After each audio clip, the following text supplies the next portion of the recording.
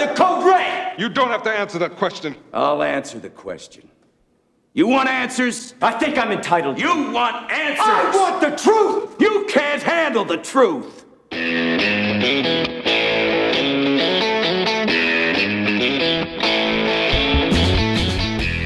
Hello and welcome once again to the Cine-Files, where we are continuing our season of Rob Reiner and exploring the great film A Few Good Men. My name is Steve Morris. I'm a filmmaker and directing instructor in Los Angeles, California. Hello, everyone. My name is John Rocha. I'm a writer, producer, and host and voiceover artist here in San Diego, California. And Steve, we are now into our third month of the season of Rob Reiner, and we have had such a great time talking about this film and dropping, our previous episodes of Rob Reiner and having our conversation, doing the live show on Rob Reiner and talking with our board even about Rob Reiner. So it's been a fun time, and I'm almost sad that we're walking into the last part of this movie because this has been such a great discussion over 3 parts so far.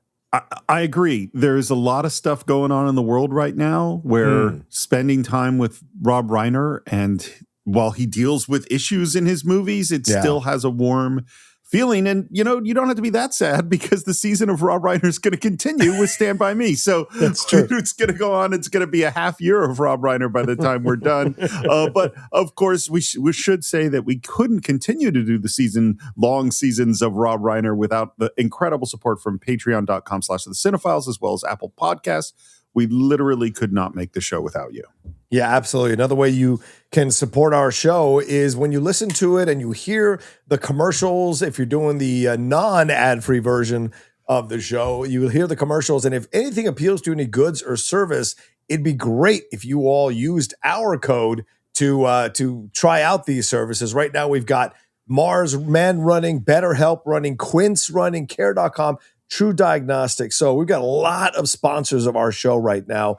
And the great way that you can show them that you want them to keep coming back and sponsoring us is to try out their service and use our code. You get massive discounts, and you get to see if this is something that you want to use or can use in your life. And you know what? We could say it's the season of Rob Reiner. In some ways, we could say it's the season of geek buddy Shannon McClung, because, of course, we could not continue to explore A Few Good Men without his dulcet tones. Shannon, welcome back to the Cine-Files. Steve, John, I, too, am not ready to say goodbye to this movie. So as we record, my thoughts might be a little verbose. Or rather, more verbose than usual. I'm trying to push this to 5 parts. I'm gonna see if I can do it. Now you've made a direct challenge to the editor. That's what just happened. You just said, I'm gonna say extra stuff. So I went, well, I guess I'm gonna cut extra stuff.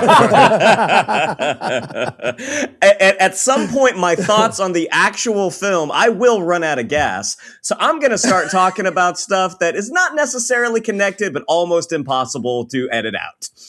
I haven't figured out what that is yet. Here's how the show's going to go, by the way. John's going to say, well, what do you think about that, Shannon? And you say, good. All right, Steve. I almost feel like this is a Kaffee versus Jessup situation. This is going to be interesting here. So, with me as the judge going, get to the point. All right. Anyway, let's jump into part 4 here of A Few Good Men. Lieutenant Kendrick, in your opinion, was Private Santiago a good Marine? I'd say he was about average. Lieutenant, you signed 3 proficiency and conduct reports on Santiago. On all 3 reports, you indicated a rating of below average. And Kendrick tries to cloak himself with some kind of respect for the dead response. Well, we appreciate that, but you're under oath now, and I think unpleasant as it may be, we'd all just soon hear the truth. Because as you guys had said in the earlier parts, he is now on Kaffee's terrain, whereas down in Cuba, he was on Kendrick's terrain. So Kaffee is going to relish calling him out and poking holes in his responses. Well, and it's real tough to pull off the, I'm going to be respectful for the dead speech when your previous speech about Santiago was, Private Santiago is dead, and that is a tragedy. But he is dead because he had no code. He is dead because he had no honor. And God was watching. That whole thing is saying exactly the opposite. For us as the viewers, we know the truth. But like for the jury, he's playing, right? Because he's part of the cover-up. He's playing this thing of like, I wanted to respect my fellow Marine. I didn't want to talk badly about him, which is a thing in the Marines, or in the military, rather. It's a very big deal. And there is just an iciness. Even as he's saying, you know, I saw no need to trample on a man's grave. However he put it, there is just there is a chill to everything that Kendrick does, and it really depends on when you're thinking about the jury, their point of view. Like, do I want to sit down and have dinner with this guy? Probably not. Do I want him being on the front lines against an enemy? Yeah, this is someone that would probably be very effective. Yeah, and there's a clue in what Kaffee called him in a third part when he told Ross, "I'm going to put the apostle Kendrick on the stand." The apostle, as I said earlier, is a big deal because he's essentially implying that Jessup is like a Jesus-like figure to this guy, and he's an apostle. So what sometimes you see with people in cult of personalities, you guys know this, and people listening to us know this, but I'm just going to reiterate this, is that people who get close to the leader of the cult of personality, they take on the mantle of defensiveness and arrogance and condescension that the cult of personality leader has naturally. They take it on as if they're the ones who are also capable of this. But for those of us looking on the outside, we can tell that it's nowhere near as dynamic or charming or interesting or as capable of leadership as the main guy. So you see that he is essentially borrowing the aura of Jessup for himself because Jessup has essentially blessed him by keeping him close to him, even at the expense of Markinson. I think in any organization, it will tend to take on the personality of its leadership. So if punctuality and dotting every I and crossing every T is absolutely to be expected, you'll get a lot of anal retentive followers. And if there's a spirit of joy and fun, like on a Rob Reiner set, then people are going to respond like that. And if you're working under Jessup, the people that succeed are the people that can follow in those footsteps. And like I said, I think Kaffee here is poking at him, but you're under oath now. And Kendrick's response is, "I'm aware of my oath." This is a little bit of foreshadowing of what he's going to do later with Jessup. He likes to kind of dig at these guys about the things they stand on, the foundational things they stand on. It's really important. Lance Corporal Dawson's ranking after the School of Infantry was perfect. Records indicate that over half that class has since been promoted to full corporal, while Dawson has remained a Lance Corporal. Was Dawson's promotion held up because of this last report? I'm sure it was. Do you recall why Dawson was given such a poor grade on this report? I'm sure I don't. I have many men in my charge, Lieutenant. I write many reports. This is more stonewalling by Kendrick here to protect Jessup and irritate Kaffee. And it's very much the way Jessup would have responded. I have many squads. I don't know every person. Yeah. Same thing. Yeah. Remembering every detail means that the entire situation surrounding Dawson meant more than it was. And Kendrick is trying to portray like we have a lot of guys on that base. There are a lot of people under my command. This is just another soldier. This was just another Marine. It's that plausible deniability thing. But you would think for a court case like this, to come in prepared, having read over all the reports, that's the way to approach it. But there is a thing of playing dumb in certain situations like this that sadly let the person get away with it if they play dumb. And I think that's what Kendrick is playing, conveniently dumb about things to serve the cover-up, Yeah, I've never heard any responsible people saying they couldn't remember something in some sort of deposition. That hasn't happened forever. Yeah, exactly. I don't recall. Lieutenant, do you recall an incident involving a PFC Curtis Bell who'd been found stealing liquor from the officers' club?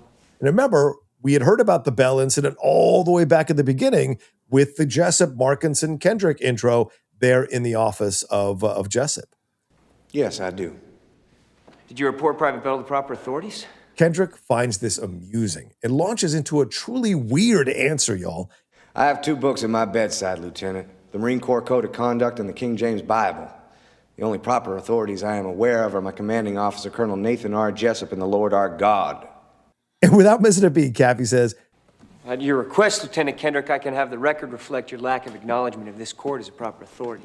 I think that's great because the answer, I mean, this is boy, are you setting up some bad guys. I mean, like when you say the only, like we already know that they did it. This is not this mystery isn't a mystery into the sense of really what happened. And now they're saying, I acknowledge no authority other than Jack Nicholson and God. I mean, that's a lot.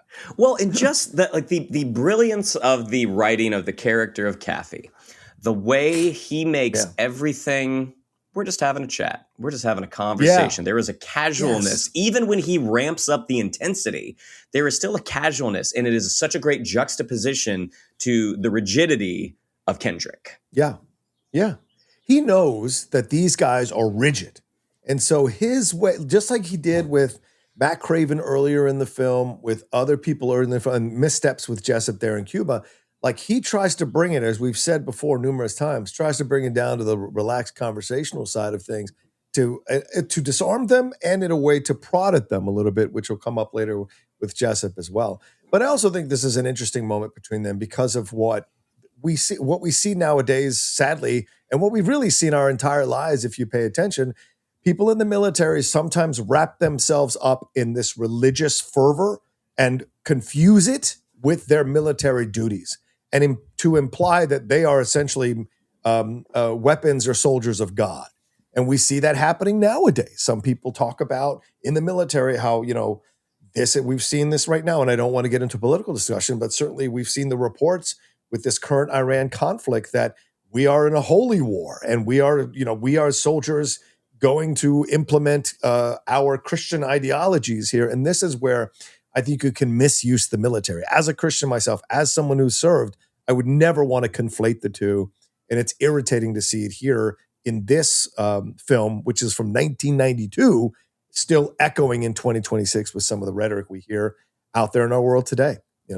It's the danger of rigid codes. I mean, that if you go, I'm trying to do what's right. Well, that has a level of ambiguity in which we don't always know what's right. We're doing our best. We're thinking through it. If you believe everything I do is right, I am on the team for good. And what it really is, since I am fighting for the good, even doing something wrong is right. Mm-hmm. That is where you get into this place because there is no compromise with it. It's like, do we have to torture prisoners at Abu Ghraib? Yeah, we do because we're fighting for the right. There's a million ones and anyone could say them about any side in any particular argument. Yes. But people, particularly in a state of war, will tend to they'll tend to go too far. That is the nature of war. That is the nature of humanity. And so the other code you should be having is the code of restraint. Yeah. How do I stop from going too far? Right. That's a great point, Steve. Only a Sith deals in absolutes, according to the great Obi-Wan Kenobi. There you go. And, and this is across time and history, right? Even in Henry V, when they win at Agincourt, he thanks God for helping them win the war, right? And there's this belief that if you win a battle, God is on your side. We see it in sports all the time. God blessed us. They wanted us to win today. He wanted us to win today. He blessed my talent today. It's like, there's other things where I so push back on the conflating of these things because I don't think God is going, you know what? I need the Raiders to win today. I just don't see that in this situation. Did you report Private Bell to your superiors? I remember thinking very highly of Private Bell, not wanting to see his record tarnished by a formal charge. So again, here is Kendrick trying to put on the cloak of protecting my men against embarrassment, even though I was abusing these men in these situations, I did this for his own good. Yeah. And it's outside the written record. There is no official order. Mm-hmm. So because the official order would tarnish his record. And so I act unofficially, which is really setting up the code red argument, Exactly. Lieutenant, do you know what a code red is? Yes, I do. Have you ever ordered a code red? No, I have not. Lieutenant, did you order Dawson and 2 other men to make sure that Private Bell received no food or drink except water for a period of 7 days? And Kendrick now tries to play the fake news defense. That is a distortion of the truth, Lieutenant. Private Bell was placed on barracks restriction. He was given water and vitamin supplements, and I can assure you, at no time was his health in danger. Sure, it was lovely for Private Bell. But you did order the barracks restriction, didn't you? You did order the denial of food. So he is calling him out here with all the things that he's done, pointing out the hypocrisy of saying he cares about his men while displaying a lack of care for his men here, basically just shooting holes in this stance that he's taking in front of these jurors who are decorated military veterans sitting in the stands there. It is the shakiest and most ridiculous argument Kendrick is trying to pull off here, because he is saying there's no such thing as a code red, which is punishing someone for bad performance or trying to instruct them. This Marine had bad performance. I made no official notation because apparently I didn't want to tarnish his record. Right. And yet, for no other reason that he can give, I ordered this guy to be starved for 7 days. You know, like that is, and it's like, well, for what purpose? Other than punishment. You just said it was a code red. Unless you said he had a medical condition where he blah, blah, blah. He doesn't say that. This is clearly punishment. It's clearly a code red. Kendrick has not done well. It's an argument of semantics, right? This is a convenient argument of semantics and terminology, which he's trying to use as a defense mechanism. Wouldn't this form of discipline be considered a code red? No. If I called the other 478 Marines at Guantanamo Bay to testify, would they consider it a code red? Please, the court, the witness can't possibly testify as to what 478 other men would say. Now, we object to this entire line of questioning as argumentative and irrelevant badgering of the witness. Ross is going to find himself in desperate straits throughout these last few minutes of the movie, trying to defend Kendrick and especially Jessup a little bit later, even though he will get some shots in at Downey as well. So it's an interesting role that he plays throughout this last part of the film. So some of the drama for me is it's they're really talking to the jury. Even if the thing is overruled, they want to get this idea out there. And Ross, to me, as Judge Steve, I would say that Ross's objection is perfectly correct. That caused for speculation on the part of the witness. He can't know how these other people would feel. But Kaffee already said it. The jury already heard it. You can't unhear it. Yeah, I think to tell a jury, and again, I've never been in an actual court of law, but I've seen a lot of movies and TV shows. Whenever they say the jury is supposed to ignore this, it's like, how? That's impossible. Lieutenant Kendrick, was Dawson given a rating of below average on this last report because you learned he'd been sneaking food to Private Bell? Object! Not so fast. The judge stops him this time. Because this one he can't answer. You know? Exactly. You know what you did. Lance Corporal Dawson was given a below average rating because he had committed a crime. Crime? What crime did he commit? Dawson brought a hungry guy some food. What crime did he commit? This leads to what Shannon just said, right? His way of playing a little more conversational. Now he's looking at this logical and also in a humane way. You call it a crime for a Marine to bring another Marine food who is starving? Well, in setting up the concept of to disobey an order is to commit a crime. Yes. So in the Marines' sort of purview, if you say, no, I'm not going to do this for whatever reason, you have now committed a crime. And when we find out what happens with Dawson, he committed a crime because he brought Bell some food and he was punished for it. He doesn't want to commit that crime again. This is what great screenwriting is. Like people yes, of course, when we get to the Jack Nicholson, you can't handle the truths. We all know that's great writing because the language is so amazing. So such an incredible moment. This is not a showy scene at all. Yeah. But think of everything that has to happen. So first of all, we have to give the exposition of this thing that happened in the past and this guy that was put on rations. We have to give the exposition that he was ordered to do so. We are setting up Kendrick, who is trying to create a story and making that story look shaky.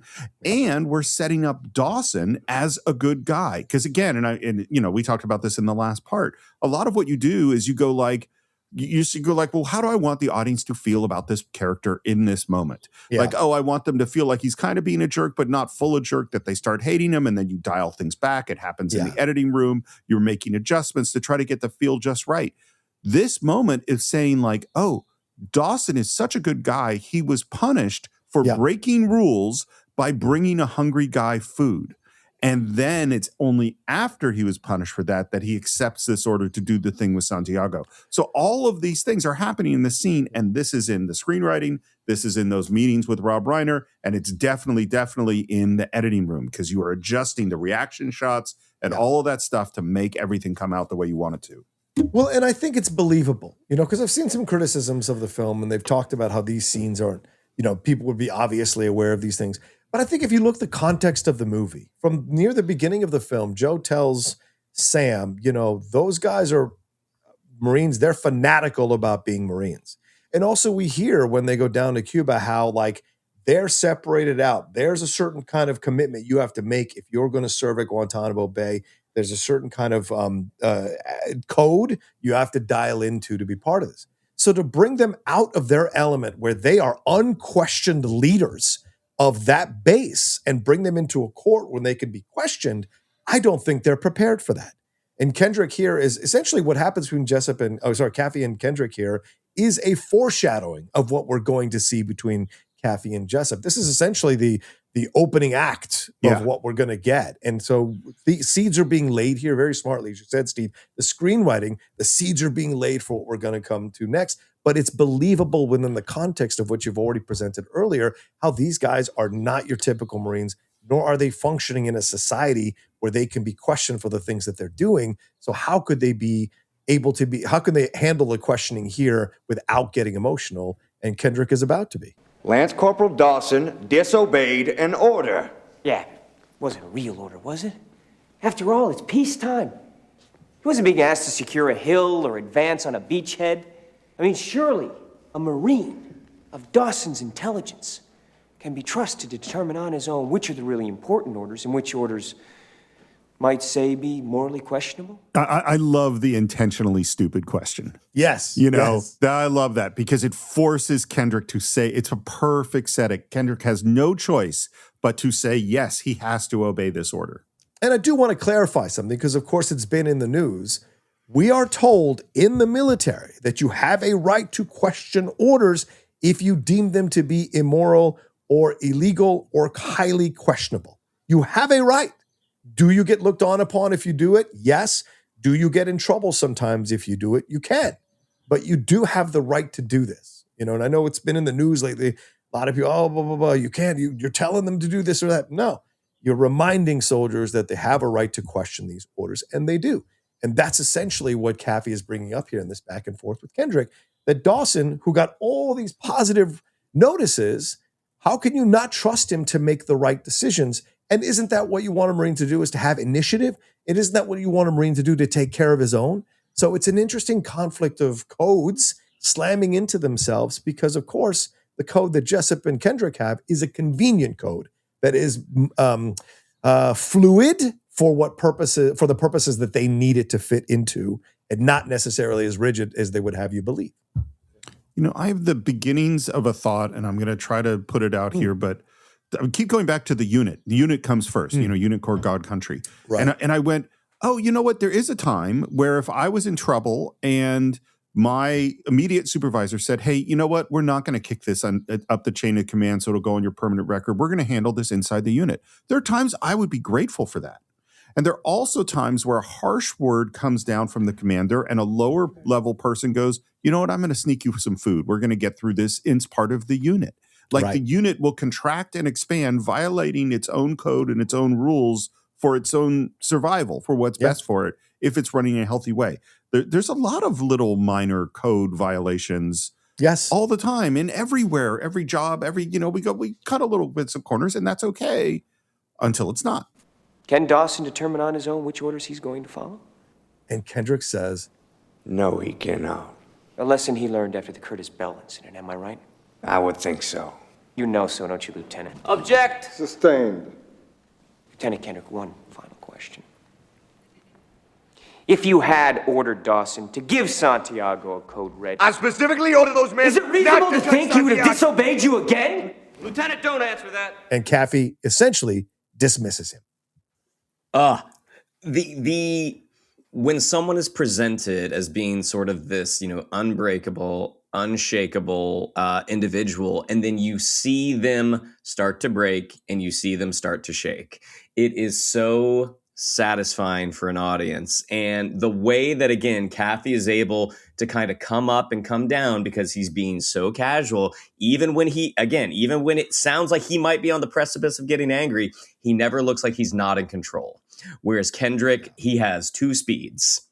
In control and not in control. And for a jury to see the way that he loses his cool after he is on the losing end of the argument, this was just such a great scene. And Tom Cruise and Kiefer Sutherland are both so good in it. And he's also using he's using all the disrespect that Kendrick feels for him to his advantage, because he shows up in Gitmo and Kendrick is just like, this is a fake soldier. Honestly, he makes the joke about you being a Navy boy, but really, I don't even think he thinks of him as a Navy boy. And so with the questions like, but that's not a real order and stuff like that, he is pulling out Kendrick's disrespect, and that is totally playing into his game. Yeah, he's mocking him. Well, because I don't think Kendrick is a smart man. I think Kendrick found himself in a situation. Jessup took a shine to him because he knew this is a guy I could manipulate to do my bidding. And as you said, Shannon, he only has two speeds. And so it's very easy to control him. And so I give him a little bit of sense of power. He is going to be so beholden to me. But now you see the limits of his intelligence, because Kaffee has essentially played with him like crazy. And he is so frustrated and turned around by it all that Ross now has to try to salvage the situation with a redirect. Lieutenant Kendrick, did you order Lance Corporal Dawson and Private Downey to give Willie Santiago a code red? Kendrick initially doesn't answer this because he is staring a hole through Kaffee. Yeah. So embarrassed that Kaffee has done this to him publicly. Remember what I said my dad said? Best way to let hot air out of a bag is in public. And you see how Kendrick is reacting to this. And his hot air is coming out of his body through his ears at this point. So angrily there, because he has been embarrassed in front of everybody in the public way on the stand. If Kendrick were a Looney Tune, this is right after the mercury has risen up in through the thermometer and there is steam pouring off of him. Yeah. Lieutenant Kendrick, No, I did not. Thank you. It's almost like a resigned, disgusted, frustrated response here when he says, no, I did not. And by the way, he's clearly perjured himself here, right? Yes, 100%. Because he did. But he has to adhere to the lie, even though he's been embarrassed, you know? I got the Tower Chief's log from that night. Jessup's telling the truth. 6 a.m. flight was the first plane out. Let me see this. Daniel takes the book, looks at it, and then takes off. And we cut to Daniel's car racing to Markinson's hotel. And as he's walking down the hallway, one of the federal marshals says something really curious to him. And I don't know if you guys bumped on this. Working late tonight, Lieutenant? Oh, yeah. What do you guys think about this comment, considering what happens to Markinson later in a few minutes and what Kaffee drunkenly says about the federal marshals guarding Markinson? It didn't bump me because he doesn't totally ignore him. He does say, "Oh yeah." My guess is it's late. Like he wouldn't expect to see him at this time. So I don't think there's anything from this encounter that's a little, untowards. But to what it leads to, I think does lead to one of the, at least from a writing standpoint, one of the minor issues with the film. I bumped on it, and I'll tell you why. Because as Steve has been saying, like, this is great screenwriting. I don't think you occlude an exchange like this without it meaning something. And him saying working late tonight, counselor, it feels to me like he's almost scoffing him because these guys are part of the cover-up. Yes, they were called in by Joe, but these guys aren't loyal to Joe. They have a job to do. And I wonder if the government has gotten to these guys and they are guarding Markinson for now for appearances. But when Markinson decides to take his life, these guys know what he's going to do and don't stop it. And I just wonder about that because, Kaffee even brings up the federal marshals, as I said, later drunkenly. So I just bring that up for discussion. I just feel like there's something here on purpose. Yeah, and it's funny because I don't think the whole conspiracy really makes sense to me. So I go these federal marshals are going to stand out. If they're there, are they there to kill him? Or they're just there to let him kill himself? It just doesn't. The whole thing doesn't quite sit together. It's not. Right. And it's like I said before, the movie totally works. Right. I'm just not going to spend too much time thinking about Markinson. What we're missing is a president or someone in charge saying, "You guys watch this guy be in charge." Like there's something missing here. They leave it nebulous enough that you don't know if there was a top-down conspiracy, but there's enough evidence to make the case, connect the dots, but not in a way that's 100% confident. Well, there are situations in films where you might have a subplot that as you get into the final edit, you're like, we really don't need, the subplot is causing more problems than it's solving. Good point. But that subplot is referenced just enough where if you remove it, there are lines that is like, wait, what? It's sort of like in Silverado. Like I can't remember the female lead, but she likes one guy, then she likes the other, and it's never Arquette. It's Roseanne Arquette, and it's never talked about. I think it was talked about in our episode on Silverado. There was a whole love triangle thing that they really cut way down. Yeah, that's a good point. I totally forgot about that for such a long time. You're right. The first flight stateside left Guantanamo Bay at 2300. It arrived at Andrews Air Force Base, Maryland, at a few minutes past 2 in the morning. Really? Then why isn't it listed in the tower chief's log? And Markinson, almost resignedly, when he looks at the log, just whispers, Jessup. Well, maybe he can make it so a plane didn't take off, but I can sure as hell prove that one landed. I'll get the logbook from Andrews. You're not going to find anything in the Andrews logbook either. So Kaffee is being schooled on how deep this goes, because Kaffee is still caught up in this right or wrong thing, and Jessup has got tentacles all over the place, at least the way Markinson is presenting it here. Befuddled Tom Cruise is very entertaining. Like, he comes in at an 11, and you understand why. He feels like this guy has lied to him and has potentially endangered his case.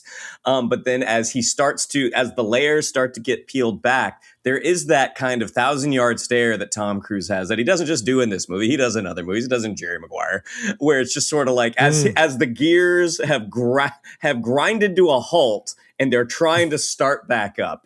Again, Tom Cruise. There's a reason Tom Cruise is one of the last movie stars.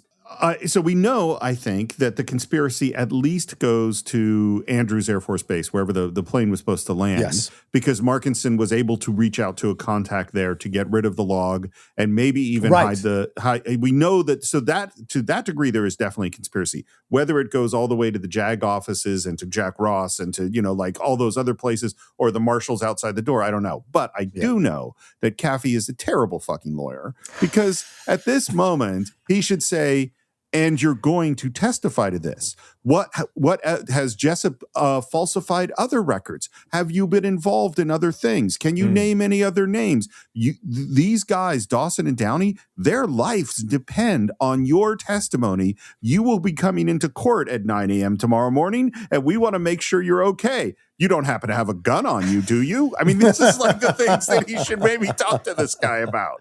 Well, hindsight is 20/20, and I would say that he is a young lawyer in something like this, Steve. This is real early in lawyer school that you should talk about some of these things. The gun. I love it. Nathan Jessup is about to be appointed Director of Operations for the National Security Council. You don't get to that position without knowing how to sidestep a few landmines. He's not going to be able to sidestep you. You don't still intend to put me on the stand? Thursday morning, 10 o'clock. And with that, Kaffee storms out, and Markinson is left with his own thoughts in close-up. The film essentially foreshadowing what he's going to do. By the way, you know what you do if you're Jessup and you really want to have a conspiracy? Is that you do everything possible to make this the least important crime that ever happened.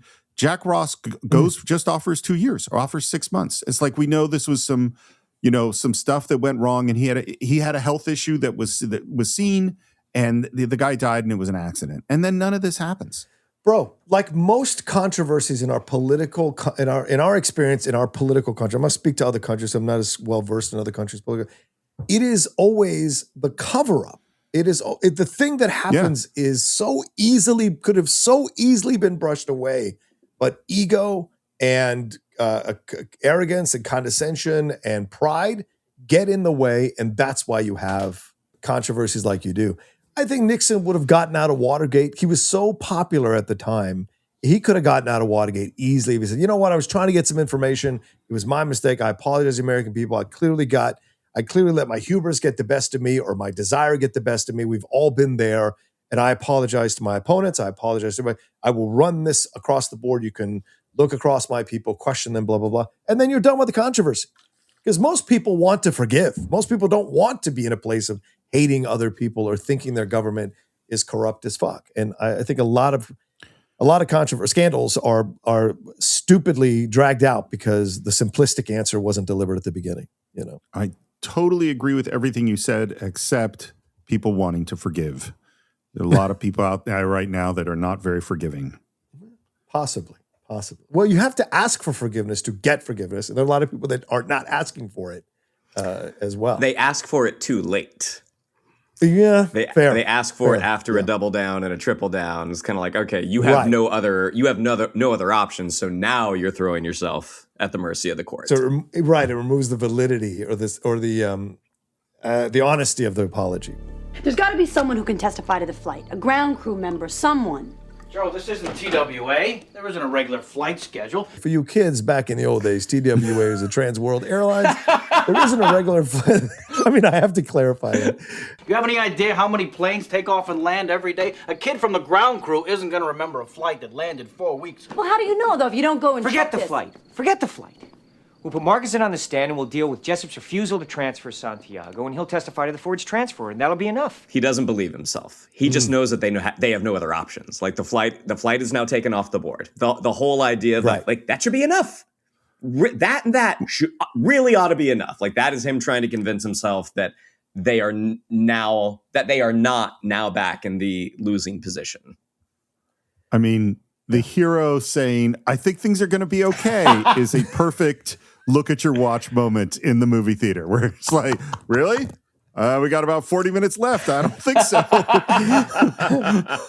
I can't wait to get back and take Peggy on a ride to Coney Island. Bam! Yeah, that's basically what it is. Right. You're 100% right. But also, this is a nice, again, as Steve has pointed out many times in these parts, like the screenwriting here is so smart. And this is the setup for Kaffee and his drunken rage later, because he has banked everything on Markinson. Everything is on Markinson. And remember, when he had been with Ross, he was like a giddy school kid. Oh, I got Markinson. You don't, and now we're going to see what the loss of Markinson does to Kaffee in just a little bit.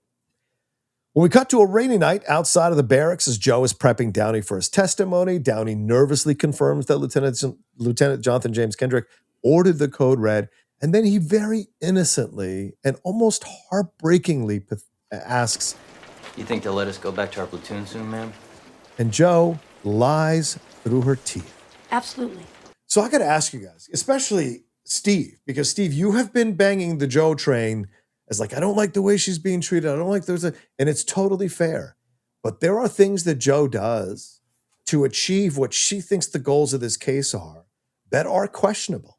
And her lying to Downey here about getting back to his platoon just so he can testify is a little bit of wanting to get Jessup and Kendrick over being considerate to Downey's feelings on the situation.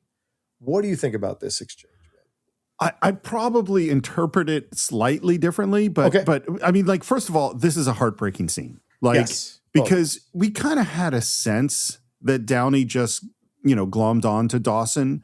We kind of had a sense that maybe he wasn't super smart. There's the moment where he says, how long will you be here? Is this Washington, D.C.? Like, we see that. But that moment, can we go back to our platoon soon, is, you really don't understand what's happening. Yes. You really, really don't get what's going on. And I have two conflicting thoughts about Joe. One, I totally agree with you. At this point, a lawyer realizes that their client doesn't fully understand the situation. Joe, who has crossed every I and dotted every T, should inform her client at this moment. I think her motivation is less, I want to win, although I think she does. I think it's more like just being nice to this sweet dumb guy and not breaking his heart at this moment. That's a fair point. Could be an element of that. But what you say is totally true too. Again, but what the good lawyer should do at that moment is say, it's important for me to inform you, these are the possible outcomes of what's going on here. Yeah. So I would actually take it one step further. Like, I don't think it's about getting Kendrick and Jessup, and I also don't think it's. I mean, I think it's partly like she doesn't want to break this kid's heart, but also when someone who is going to be as shaky on the stand as Downey is going to be, she delivers this news now, he is going to come apart. And sure. Like I do think that she is being nice, that she doesn't want to have to break this kid's heart right this second, knowing that it will come. But also, if she does it now, he will be absolutely useless on the stand, and that will make their case that much more harder to prove. But it does lead to him being absolutely useless on the stand anyway. So you could argue, no matter what happened, he was going to be useless on the stand in the end. You know, he was just destined because he's not, you know, as smart. But they didn't. But they didn't know that, though. That's right. No, good point. They were taking a chance. She was taking a chance that it might all work out, right? Because Joe is ever the optimist. It might work out. Well, we cut to a hallway outside the courtroom. Joe is nervously making sure that Kaffee has the plans for how to question Downey. She knows how tenuous this questioning is going to go, and he's not even cross-examining him. This is a witness for their side, and she says, you know, I'm just saying, go slow. I'm gonna go slow. Okay. All right. And get him off as fast as you can. Joanne. Uses her full name, which I think is a really interesting moment to have him say her full name. And she, in a very funny moment, what? It's going to be fine. So I have a feeling that Joe has done this to a number of people, and her defense mechanism is always, well, no, it's going to be fine. Why are you so upset? And now we cut to inside Markinson's hotel room as we hear his VO. We hear the thunder crashing. We see a Marine uniform laid out meticulously on a bed. And I think if you've watched enough new movies, you know what's coming. And we hear his voiceover.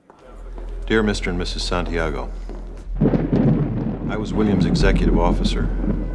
I knew your son vaguely, which is to say I knew his name. We see him putting on the uniform, tightening the belt, putting on the gloves, arranging the sword, until we finally end up with him looking at himself in the mirror as he puts on his hat in his full dress blues.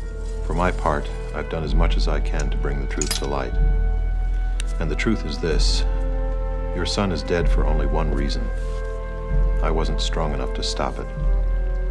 Always, Lieutenant Colonel Matthew Andrew Markinson, United States Marine Corps. So, yes. This is a very well-filmed and dramatic sequence that, upon closer examination, really doesn't hold up, because you get into so much of, you don't testify in your dress uniform, you testify in your service uniform. Now, I get the drama of being in that dress uniform, but it's sort of like, okay, so he didn't have that with him, so they sent out for that. So maybe someone's like, hey, why don't you want your service uniform? Also, the gun that he takes out, it looks like it's the gun that goes with that uniform that fits perfectly in that holster. And it's like, yeah, maybe we don't give the guy under protective custody a firearm. Like, maybe that's not the best idea. And they do sort of address that later. But also, does, and I will be curious to get your all's opinions on this, why does Markinson kill himself other than to serve the plot? I have a lot to say. So first of all, yeah, I mean, just in terms of the setup, I agree, Shannon. Like, why did his dress uniform here, and how did he get the gun? Why did they let him have a gun? But here's the big thing is, it's what you said, Shannon, is that it's here to serve the plot. I agree. This is beautifully filmed. It's beautifully acted. If you wanted to do a Marine kills himself for reasons that are supposed to feel honorable, like this is his guilt, I've violated my code as a Marine, and now the only way to right this wrong is with my own death. That is kind of how it's, and his deep sense of guilt and responsibility for his sins. But he says the line, I've done everything I can to bring the truth to life. And it's like, no, you haven't. You know what you could do? Testify. And it's funny, someone going through their mental health crisis, I am never going to criticize them on screen and the choices that people make and all that stuff. But honestly, fuck Markinson. I mean, seriously, like, this to me, like, I don't think suicide is an act of cowardice. I do think this is. I think he was so upset because he knows how wrong this whole thing is. And now he gets right up to where he could actually do some good about it. And that is the moment that he killed himself. He could have killed himself 2 days later. And this letter to them, the real reason your son is dead, I wasn't strong enough to stop it. Well, what? How? What did Jessup do? What were the series of events? I know, testify. Yeah, it really, really bugs me, despite it all being really well done. Yeah, there are. I don't think it bothers me as much as it bothers you too. But I will say that watching it now, years later, and with a little bit of an older approach to this movie, I agree that he took the coward's way out. And as someone who has suffered mental health and almost took my own life, I think I have a little more credibility to say that from my own point of view. I think anyone who takes their life from a suicide mental health place, as Steve has said so well, is a coward. I don't think that. Yeah. I think what he did here, I agree with Steve, was cowardly because he could have faced Jessup once and for all. He could have been in that courtroom and, because we've seen him meekly get berated and be a beta to Jessup's alpha in a way, or being cucked, as the people use that term nowadays, by Jessup. And in the end, you could look at it like the pressure of Jessup affected Markinson so deeply psychologically that to him, this was the noble way, the soldier's way out, taking my life, and leaving this notice. But I guarantee you, the parents who would receive this letter would be so pissed that he didn't testify and took his life instead, when he could have really damaged. Now they got Jessup in the end, but Markinson's death could have led to Jessup not getting got, because Markinson didn't testify to all the things that Jessup has done on that base. But this is Hollywood, and this is Sorkin's writing to fit a Hollywood movie, Reiner as well. And so it's done for effect so that you're emotional about it, and we see Kaffee's breakdown later about it. So you have to have Markinson do this to have Kaffee's breakdown later and lead to calling Jessup onto the stand, because Kaffee had no intention to call Jessup in the stand until Markinson's suicide. So you understand the convention. It's just that, looking back on it now, there are questions about how it fits in the story for sure. Two things. Yeah. One is, what it's a perfect contrast to, though, is when Dawson makes the speech of, look, if I have to go, what I did was right, and I'm not going to lie and say I wasn't following orders. And if I have to spend the rest of my life in jail for that, then I'm going to do it. Yes. That is having the courage of one's convictions. Yes. 100%. Markinson is the opposite. By the way, one thing you could have done, I don't know if I think this would have been good. It might ruin the movie. Yeah. But while we read that letter exactly the same way of his suicide note, we actually see a gloved hand and an unconscious Markinson, and that he's killed rather than kill himself. Well, now there is a conspiracy and people are trying to kill him, but Kaffee never gets to know that. I'm still on the conspiracy side of things. I think the federal marshals brought him his uniform. I think this is Frankie Pentangeli in Godfather 2, right? Where they tell him, Well, but Frankie Pentangeli killed himself. Well, actually, I guess you're right. But he killed himself without them knowing he was going to kill himself. But Duvall's visit is the thing that inspired him, 100%. And I wonder if someone got to Markinson and told him blah blah blah, or if this was Markinson's plan all along, that he was going to kill himself, because he does say to him, "You still intend to put me on the stand?" Like he's almost shocked about it. But why even come back into this thing if you're not going to go all the way? It's like, you're my witness. Of course I'm going to put you on the stand. Yeah. Why did you come talk to the lawyer if you didn't think I was going to put you on the stand? So in the play, what we see in the movie, this was actually further developed. The play is Markinson does commit suicide. Like that still happens. Right. But he does it, he leaves Kaffee a note saying, check the logbooks. Like he points him in the right direction. That's way better. But then Rob Reiner's like, why do you have to kill yourself? Why don't you just say, check the logbooks?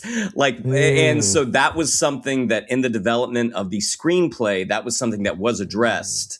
But I do agree, like, if you had wanted to kind of blow out this conspiracy subplot, this would have been the place to do it. That Markinson being taken off the board makes it way more interesting than him just kind of killing himself either because he's ashamed or he is unstable. Like it's left very kind of nebulous.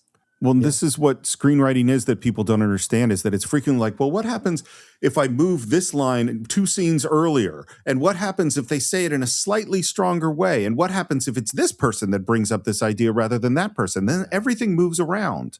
And then you figure out, how does that feel? Is that working? It's not just writing great lines, although obviously Shannon and I both write great lines. Fantastic. Fantastic. It's the puzzle pieces that we're terrible at. It's very difficult. Why did you go to Private Santiago's room on the night of September 6th? A code red was ordered by my platoon commander, Lieutenant Jonathan James Kendrick. Done. We win. Right? Yeah, exactly.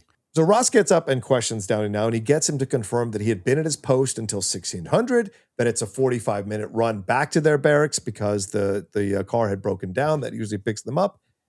And this provides an opening for Ross, and he moves in for the kill on Downey with this and gets right in front of Downey.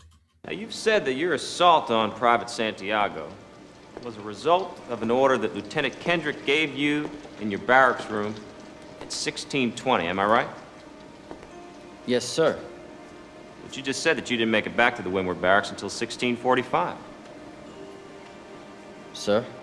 Well, if you didn't make it back to the barracks until 1645, how could you be in your room at 1620? And Downey is caught now, and he fumbles over talking about the blowout. Well, you see, sir, there was a blowout. Private, did you ever actually hear Lieutenant Kendrick order a code red? Well, Hal said that... Private, did you ever actually hear Lieutenant Kendrick order a code red? No, sir. Which is a massive revelation here in the movie, so much so that Joe jumps to her feet. Please, the court, I'd like to request a recess in order to confer with my client. Why did you go into Santiago's room? The witness has rights. The witness has been read his rights, Commander. And this is now where we get the escalation that Downey is caught in a bear trap in the woods right now. Oh, yeah. It's full deer in the headlights. And Kaffee's whole warning about we're always calm, we never overreact to stuff Joe is not thinking that right now. She is clearly panicked. Well, this is where we see that Ross is also a very good attorney. Like the whole story about the pickup private and the flat tire and how they were able to run back to the base in 30 minutes flat or whatever the amount of time was. You see Ross lulling this very impressionable and influenceable kid into a false feeling of security. It's almost like he forgets why he's on the stand. He's now having a conversation with another Marine. And the way that Ross lays that trap, you do see why Ross is also very skilled at this. But I also think, as Steve had said earlier, Kaffee's not the strongest lawyer. How the hell does Kaffee not go over these answers with Downey with Joe? Like we saw a few scenes of early in the film when they're doing the montage of everyone's like, we're coming together as a team. They're in the room questioning Downey with Sam and everything, trying to figure it all out. But the fact that this comes out in the way that it does, and Kaffee is caught with his pants down, in a way, it's a lesson for Kaffee for the future. He essentially delegated this to Joe and trusted that Joe would be able to prepare Downey in the right way because Kaffee has a million other things he's worried about in the case. And he thinks this go away. Plus, Joe is Downey's attorney. So it's her responsibility, thanks to Aunt Jenny, to do this. And so this is, in a way, Kaffee getting caught, like Kirk in Wrath of Khan, with his britches down. So, you see that here. Again, this is why I think they watch the verdict, because what happens in the verdict? We have this very nice African-American doctor, and we're talking about how much time the patient can be under before they have brain damage. And then I think it ends up, he asks this question and ends up that Paul Newman did not know that the patient was anemic or something like that. Mm-hmm. And he is totally caught out and exposed at almost the exact same time in the movie. It's like 2/3, 3/4 of the way through, suddenly we have a big reversal. Well, and it is Galloway and Kaffee as the attorneys. Yes, this blame does fall on them. Dawson has to bear some responsibility here too, because this is something he should have said. Kendrick, the lieutenant came in, said it to me, ordered the two of us to do it. Downey wasn't there. I then relayed that order to Private Downey, and this is what happened. You could almost make the case that Dawson was hoping against hope that they could get through this without him having to reveal that. But in the end, it doesn't happen. Why did you go to Santiago's room? Hal? Did Lance Corporal Dawson tell you to give Santiago a code red?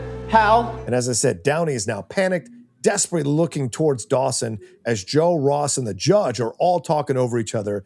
And as the sound of Ross's questions get louder and louder and more rapid, Dawson snaps Downey out of it. Hal, Private, answer the captain's question. And Downey, almost like a robot. Yes, Captain. I was given an order by my squad leader, Lance Corporal Harold W. Dawson, United States Marine Corps, and I followed it. And we hear the thunder crash as we see this revelation register on Ross, Joe's, and Kaffee's face. Two things about this moment. The first is, once again, we're touching Dawson's honorable nature. Yes. Is that he is the person that insists that he get condemned in the courtroom. Because that is what the code says.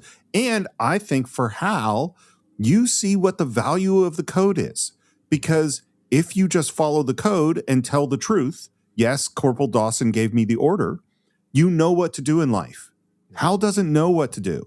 The code gives him direction on how to behave, and he needs that, you know? Yeah. Well, and again, this is just, the nature of screenwriting. Like, it probably would have been a much better idea to put Dawson on the stand, because this could have, this information could have been revealed in a less conspiratorial way. Like, what happened? Yeah. Well, he came in, gave us the order. I think Dawson would have revealed that information. But again, this is just because it's a movie. We need these dramatic turns to happen. As far as Downey was concerned, it was an order from Kendrick. It doesn't matter that he didn't hear it firsthand. He doesn't distinguish between the two. So she's rationalizing here in her response to the mess up that has happened in court. Well, and I think she's also right. I think she's right. But that answer is not gonna fly at this point. Right. Exactly. Yeah. And this is the second time that she's kind of found herself on the losing end of an exchange here. And as she finishes that line, Kaffee walks in soaking wet. Very dramatic. Sam and I were just talking about how all we really have to do is call some witnesses who will talk about implied orders, or maybe we put Downey back on the stand before we get to Dawson.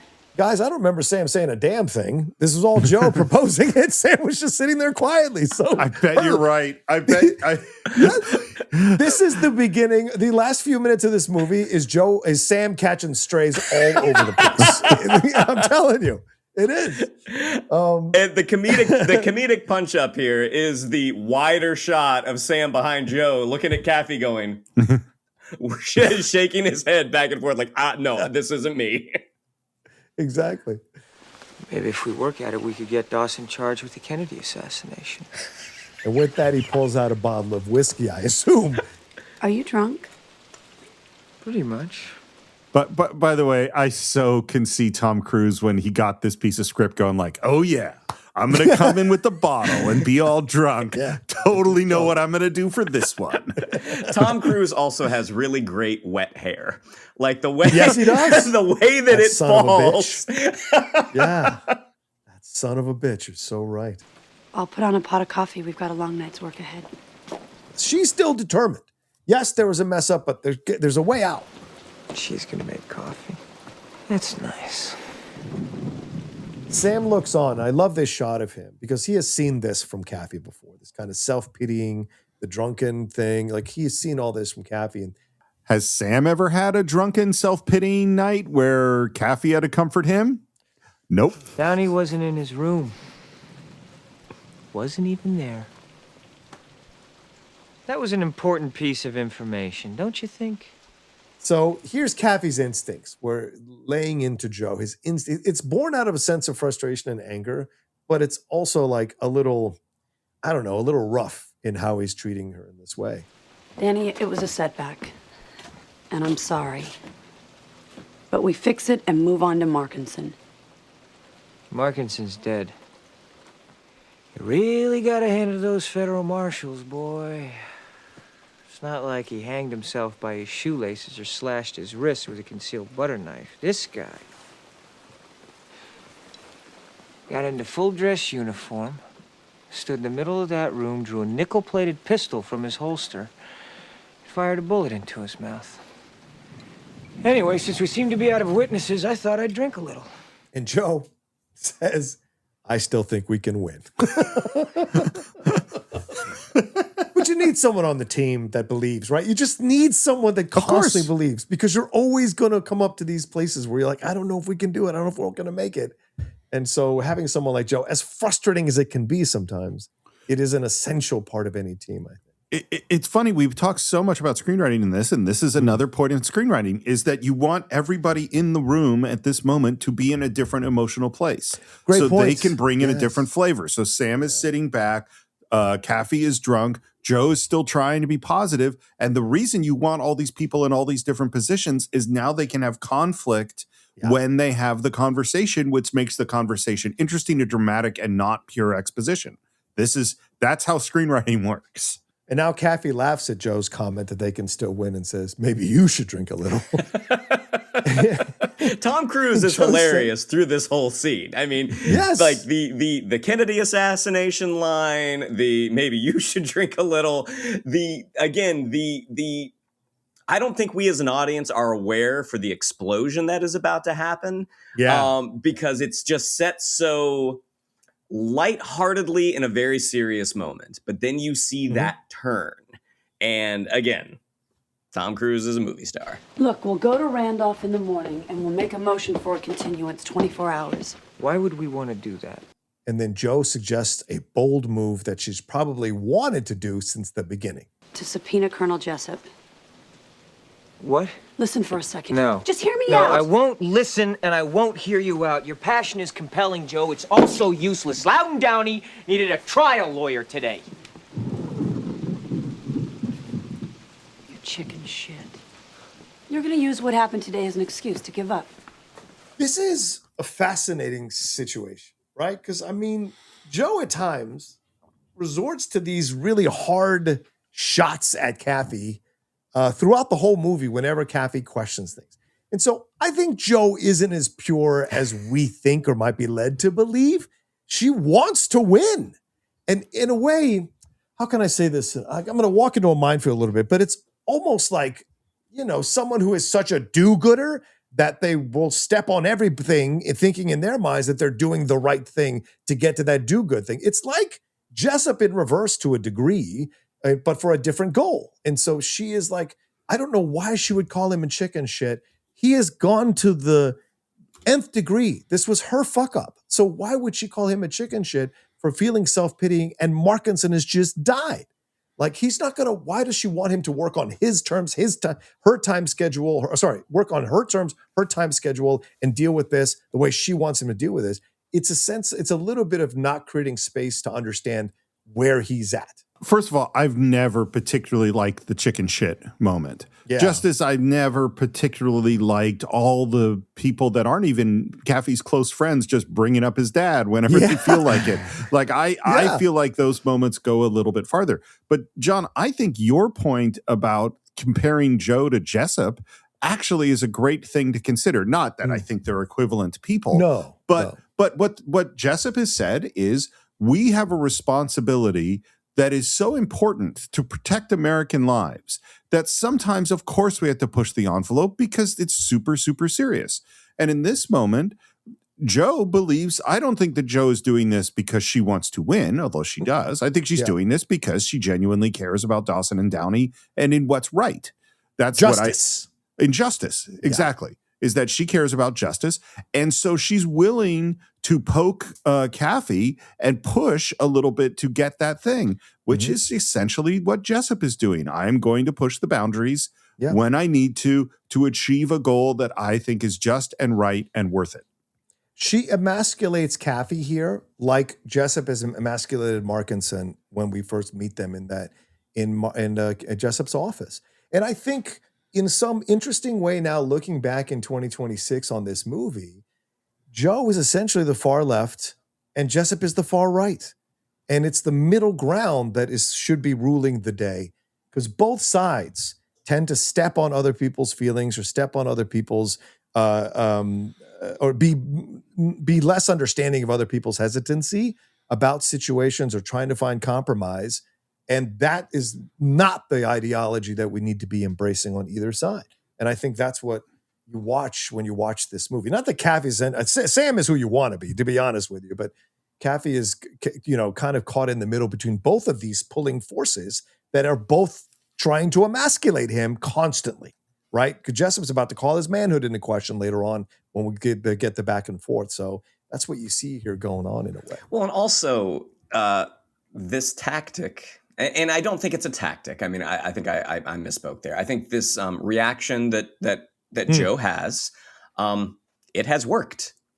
It worked to get Danny into the courtroom, and it's about to work in a few minutes. Yeah.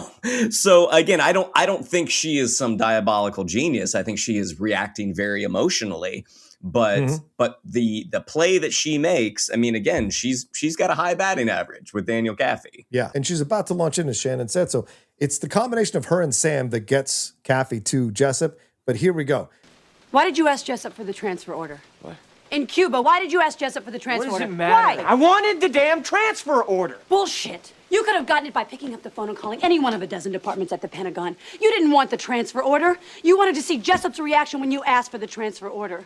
You had an instinct, and it was confirmed by Markinson. Now, damn it, let's put Jessup on the stand and end this thing. It's an incredible moment here from Joe. And she's totally right. I think she's 100% right. He saw something, and he went at it, and he got a reaction from Jessup. What possible good could come from putting Jessup on the stand? He told Kendrick to order the code red. He did? That's great.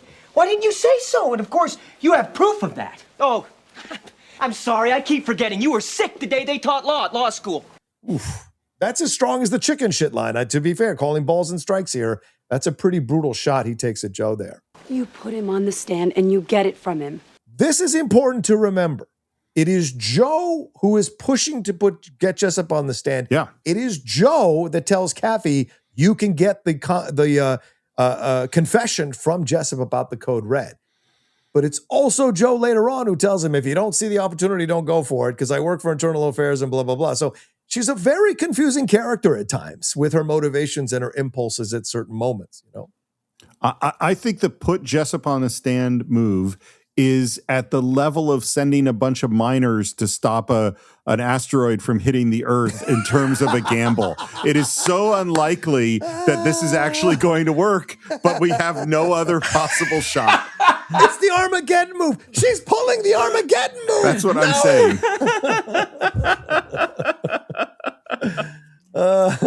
Colonel Jessup, isn't it true that you ordered the code red on Santiago? Listen, we're all a little... I'm sorry, your time's run out. What do we have for the losers, Judge? Well, for our defendants, it's a lifetime at exotic Fort Leavenworth.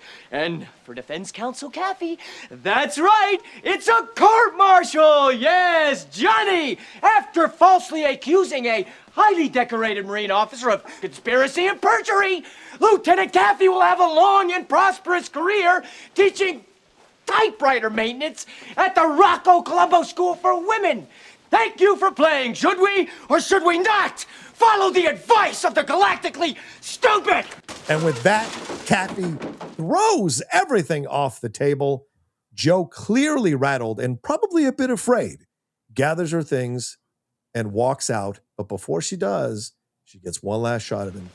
I'm sorry I lost your set of steak knives. Woo! Tom Cruise is great at that. Yes. B, I feel that it goes too far with the clearing off the table. I think it's too high an emotional level, and I feel like it.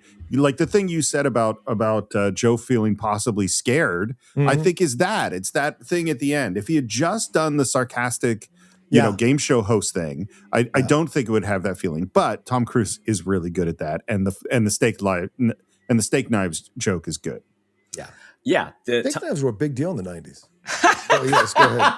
If you think of Glenn Ross, the steak knives were a big deal in the 90s. I had this totally passed me in the 90s. I didn't know they were that big of a deal. Well, yeah. and I think where they can get away with that moment where he does explode physically, they are able to kind of couch that in the likability of Tom Cruise. I think I think you have 100%. A different actor, and that can come off a little more physically threatening. But by the way, back to screenwriting structure. Welcome to your low point. This is what it looks like. Right. We are about to hit Act 3. But I do think it's important to note when you're watching these three work together, they each take turns trying to calm the other two down in different situations, and I think that's important. That's a great team. Someone always is like the level-headed person, and it's usually Shannon on the Geek Buddy. But sometimes Johnny, you took the words right out of my brain. Yes, it's true. And then Kaffee breaks down. This is such a great scene, in my opinion. I love the way this is written. Is your father proud of you? Oh, Don't do this to yourself. I'll bet he is.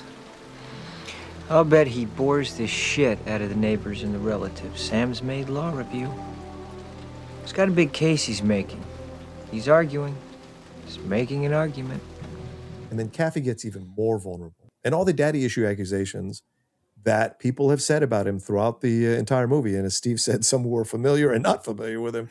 He says, I think my father would have enjoyed seeing me graduate from law school. I think he would have liked that an awful lot. I think this is a great revelation because there is a sense of something missing in Daniel, and it isn't the approval of his father. It's, well, maybe there's an element of that, but there's also the sense that his father never saw him accomplish anything. And like, there is something to be said about having your father tell you that you're proud of you. My father said that to me before he passed away, like the week before he passed away. It was something I desperately wanted from him my entire life.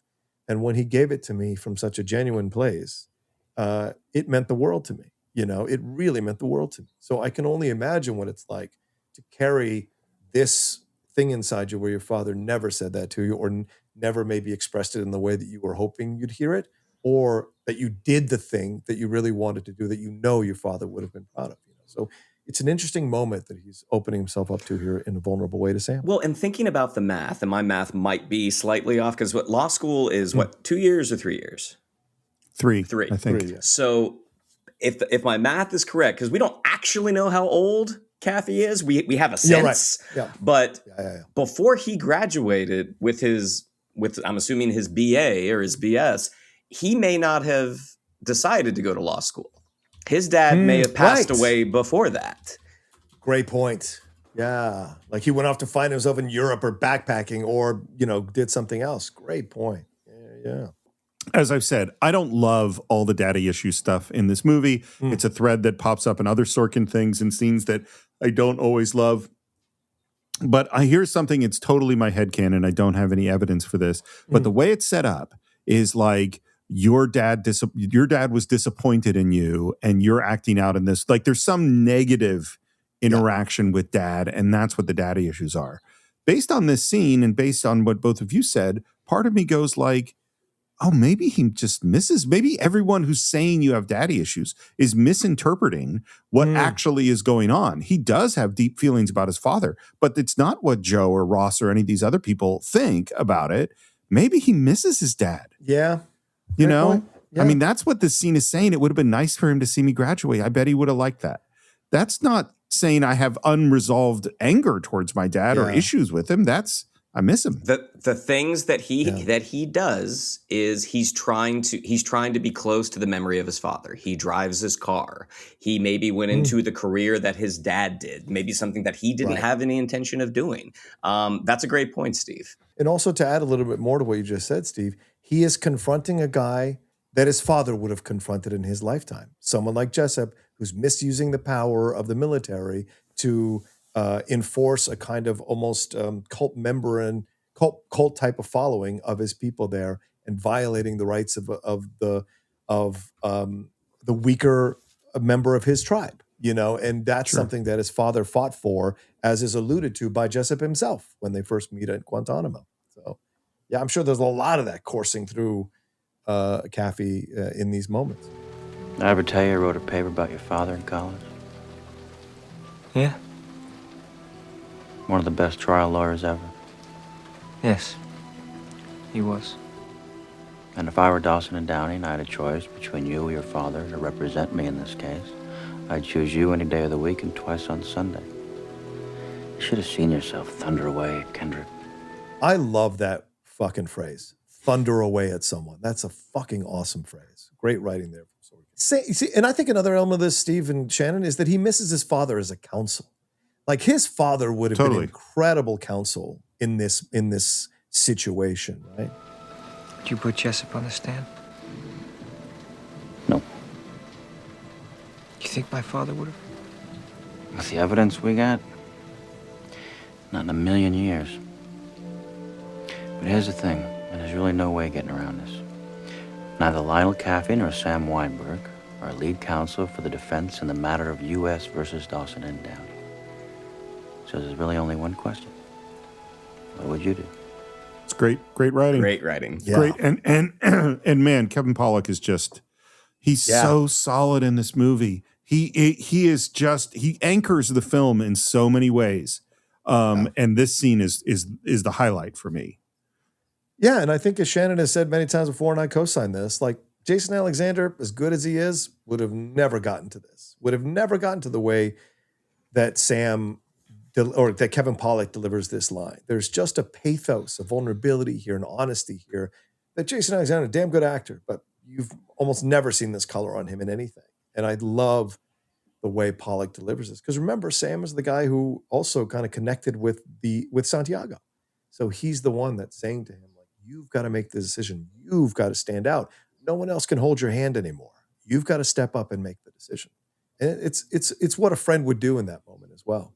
And now, after Kaffee has apologized to Joe, Joe's turned around in the rain very dramatically. Joe, I apologize. I was angry. I'm sorry about what I said. I'm gonna put Jessup on the stand.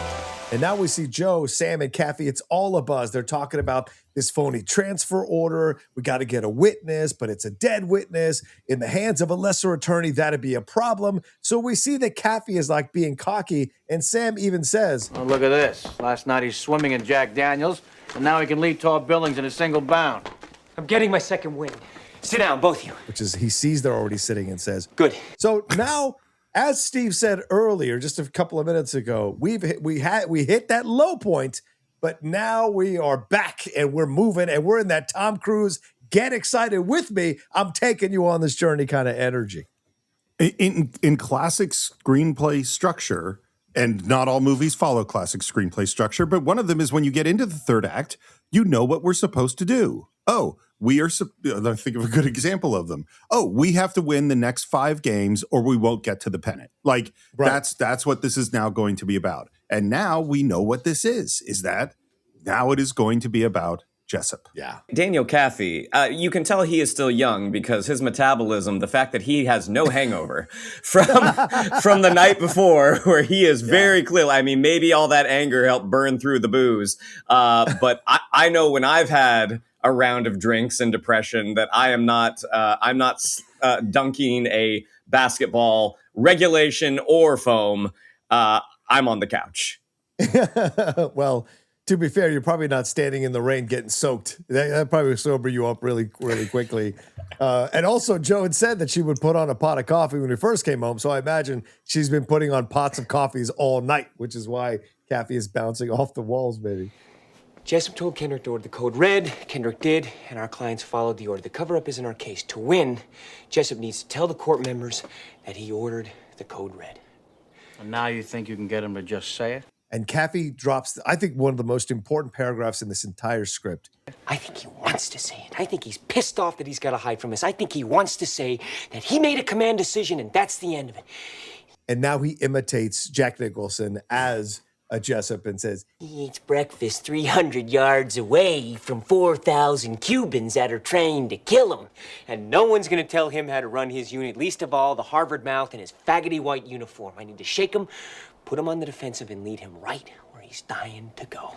So now he's laid it out. This is, in essence, he is foreshadowing the plan for Jessup, and he's got this belief that he can get him. And I have to say, guys, to me, it really resonates with what's going on in our world now. There are people in the military who hate that they have to be like adhere to these principles and they just want to go, go, go.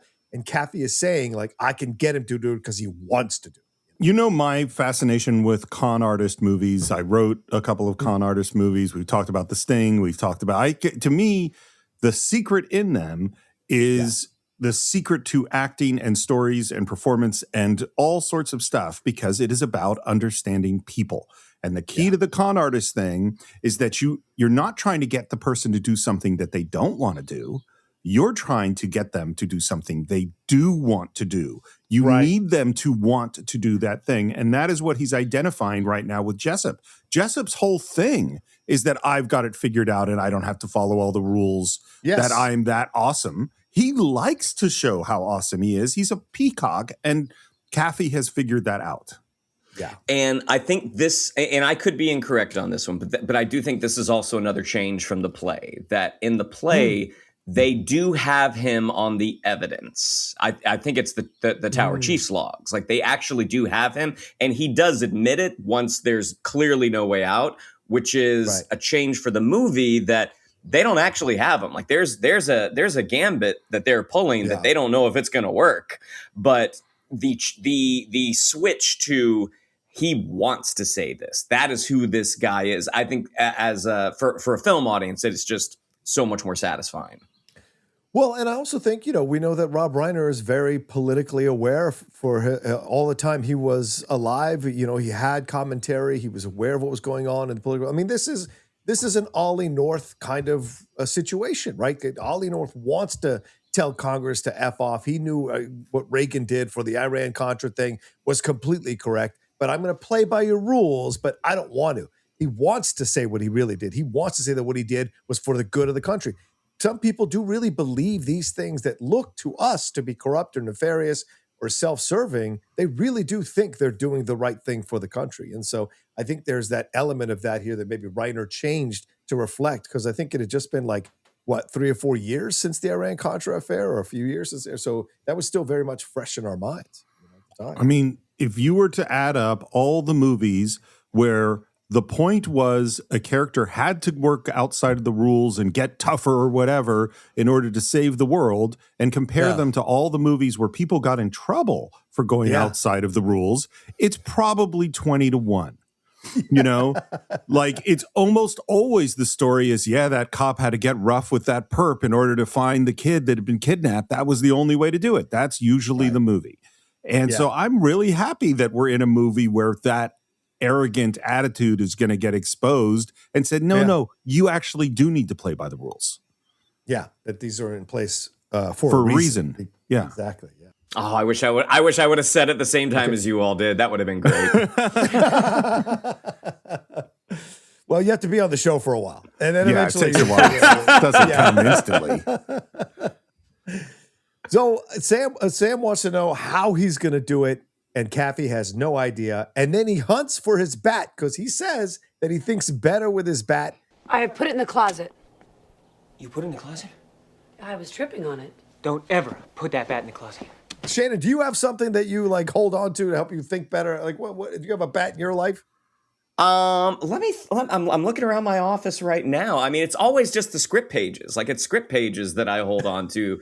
But also, can we talk about Galloway needs to watch where she's going. Unless the bat is literally on the floor in changing location. When she said I was tripping on it, it's how?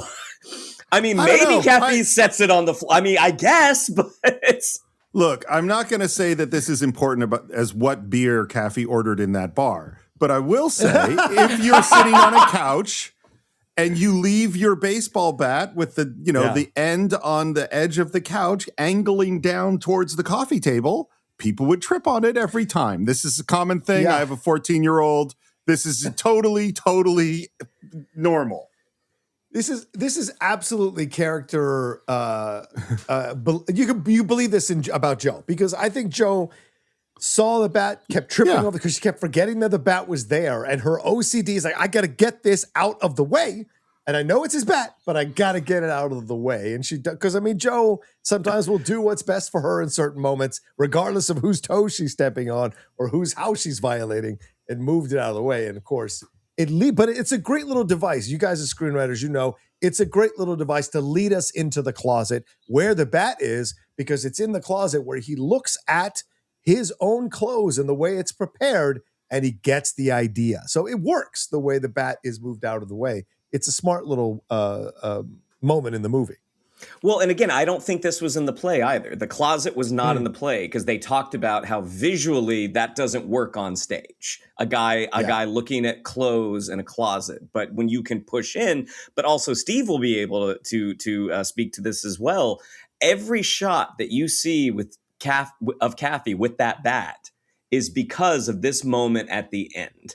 Like, because otherwise, why does he have this bat? I mean, it's just a thing that's just kind of there that we don't think about, because a lot of guys who watch sports, who are watching baseball, maybe they have a bat that they hold on to. It's not that out of the realm of possibility. But again, that speaks to the direction of Rob Reiner and the writing of Aaron Sorkin, that this is planted so early that when we finally do get to it, that line of "where's my bat" is so innocuous that we're not thinking, oh, this is the big turn. It's because we just sort of accept it as a reality of his home. It's the same thing that happens in Jerry Maguire, his brother holding the football the whole time while he's playing out there on TV. His brother's like, hold the football. There are just people that hold things. So, and I think it's great because it's not even highlighted throughout the movie in a way that's overt. And so when it leads us to this moment, it's actually really well done how little they hung a lantern on it, to use that term. Stay here. I'm going to the office for a while. He does think better with that bat. That is such a Shannon McClung response. And that's such a perfect response. Well, and also, I really wish Kaffee would have left the apartment with the bat. Good point. Good. And I want to meet your Jewish cousin Shannon McCline. Hello, Sam. I need you to do something for me. What's going on? Gotta go out to Andrews. Now we as the audience are in the mystery place. Like, what did he discover? What is this idea? Where is this going? So it's now we're hooked into this idea of like, what is the strategy beyond them wanting to get Jessup to admit the code red? So now we cut to an establishing shot of the Iwo Jima Memorial. Again, pay attention to these establishing shots. What does that memorial represent? I think it's important to indicate what we're going into next. How are you feeling? Well, I think Jessup's going to have his hands full today. Kaffee is almost excitedly giddy again. We know him. He touches on this all the time throughout the movie. And then Joe does something really curious here. Listen, Danny. When you're out there today, if you feel like it's not going to happen, if you feel like he's not going to say it, don't go for it. You could get in trouble. I'm special counsel for internal affairs, and I'm telling you, you could get in a lot of trouble. Now, I mentioned this a little while ago, guys, but like Joe is the one that wanted him to go after Jessup, put Jessup on the stand. Joe's the one who walked out in the rain. That Kaffee had to chase her down and get her to turn around by saying he's going to put Kaffee on the stand, put Jessup on the stand. And now here is Joe telling him, well, if you don't think you can get it from him, don't do it because you're going to get a crap ton of trouble. Just like Ross told him, if you put Jessup on the stand, you could get court-martialed. So even someone on his own team is essentially saying to him, don't do this if you don't see the opening, even though I encourage you to put him on the stand. It's an interesting moment. I think it's great on several levels. One is just we're raising up the stakes. We had the warning from Ross and now this to go, no, he could go to jail. Like he could be discharged. This is a really, really big deal. I also think it's perfect with Joe's characters because frankly, she hasn't played in this league. And it's one thing to go like to have your ideals. I will do everything the right way and risk everything in order to follow what's just, which I'm sure she's thought about forever. And now she's looking at this guy who I think at this point she has become friends with and gone, oh no, this is for real. Like they're real consequences based on what I said I thought he should do. Yeah. It kind of feels like a situation that she's never gotten what she's wished for in the past. And now that she is confronted with it, knowing that the guy who she not coerced, I mean, convinced to get Jessup on the stand, she's now understanding the accountability that's going to go into that. And it's going to be on him, not her. Yeah, I mean, she's a character of mixed signals sometimes throughout the movie. You know, I this is akin to like getting excited about something the night before and then wake up the next morning going, oh no, what have we done? You know, it's that kind of feeling here. Like, because it was caught up in the excitement, caught up in the possibility. now the reality has hit them in the face, and Joe is doing what she can to like warn Danny. But you're right, Steve. It also ups the stakes because we're going to get to that moment where Danny could let him go or go forward. And it's the hero moment. Do I take the chance? Why, Lieutenant Commander Galloway, you're not suggesting that I back off a material witness. If you think you can't get him, yeah. And we see Kaffee sit with this for a couple of seconds in close-up. So that we as the audience grasp the stakes here. And then we cut to... All rise! And we're in the courtroom. Where's Sam? He's on his way. The judge tells him to call his first witness twice. Defense calls Colonel Nathan Jessup. And we cut to two Marines opening a double door to the court, and the proud Colonel Nathan Jessup, in all his glory, with his hat tucked into under his arm there, comes walking through those double doors, almost Patton-esque, and sneaks a mean look at Kaffee as he walks by him, almost, I said, like a gunfighter walking into a saloon. It almost feels that way to me. Watching him come in, thinking about, again, we talked about this in the first episode, just the dichotomy of, Easy Rider and things that, Jack Nicholson was famous for, and seeing the other side of the spectrum playing this hardened military colonel. But his posture is straight, like he's everything that you think of a commander on a battlefront to be. Yeah. And that side eye glance that he gives Tom Cruise, I mean, it's enough to make someone wither. Yeah. This is perfect setup and payoff. I mean, it's Jack Nicholson understood exactly what was required, like what he had to do. Reiner knew exactly how to use him, which is we set him up at the beginning, and Sorkin. Yep. We set him up at the beginning. We have another moment of confrontation, and then we leave him alone for a long, long time in the movie. So that when we don't cut back to him, we don't see him at all. We don't check in with what Jessup's doing, so that when he makes this entrance, it's goddamn entrance. And there's a feeling, because it's stepping into the ring. It's here's Apollo Creed and Rocky for the big moment. Like, we are ready, and they have built up the opponent, and now we're going to see if the young challenger has a shot against him. Yeah. And even when he walks in, the way Reiner shoots him, it's from below. So he takes on this almost like kaiju-esque type of size as he's walking into this courtroom.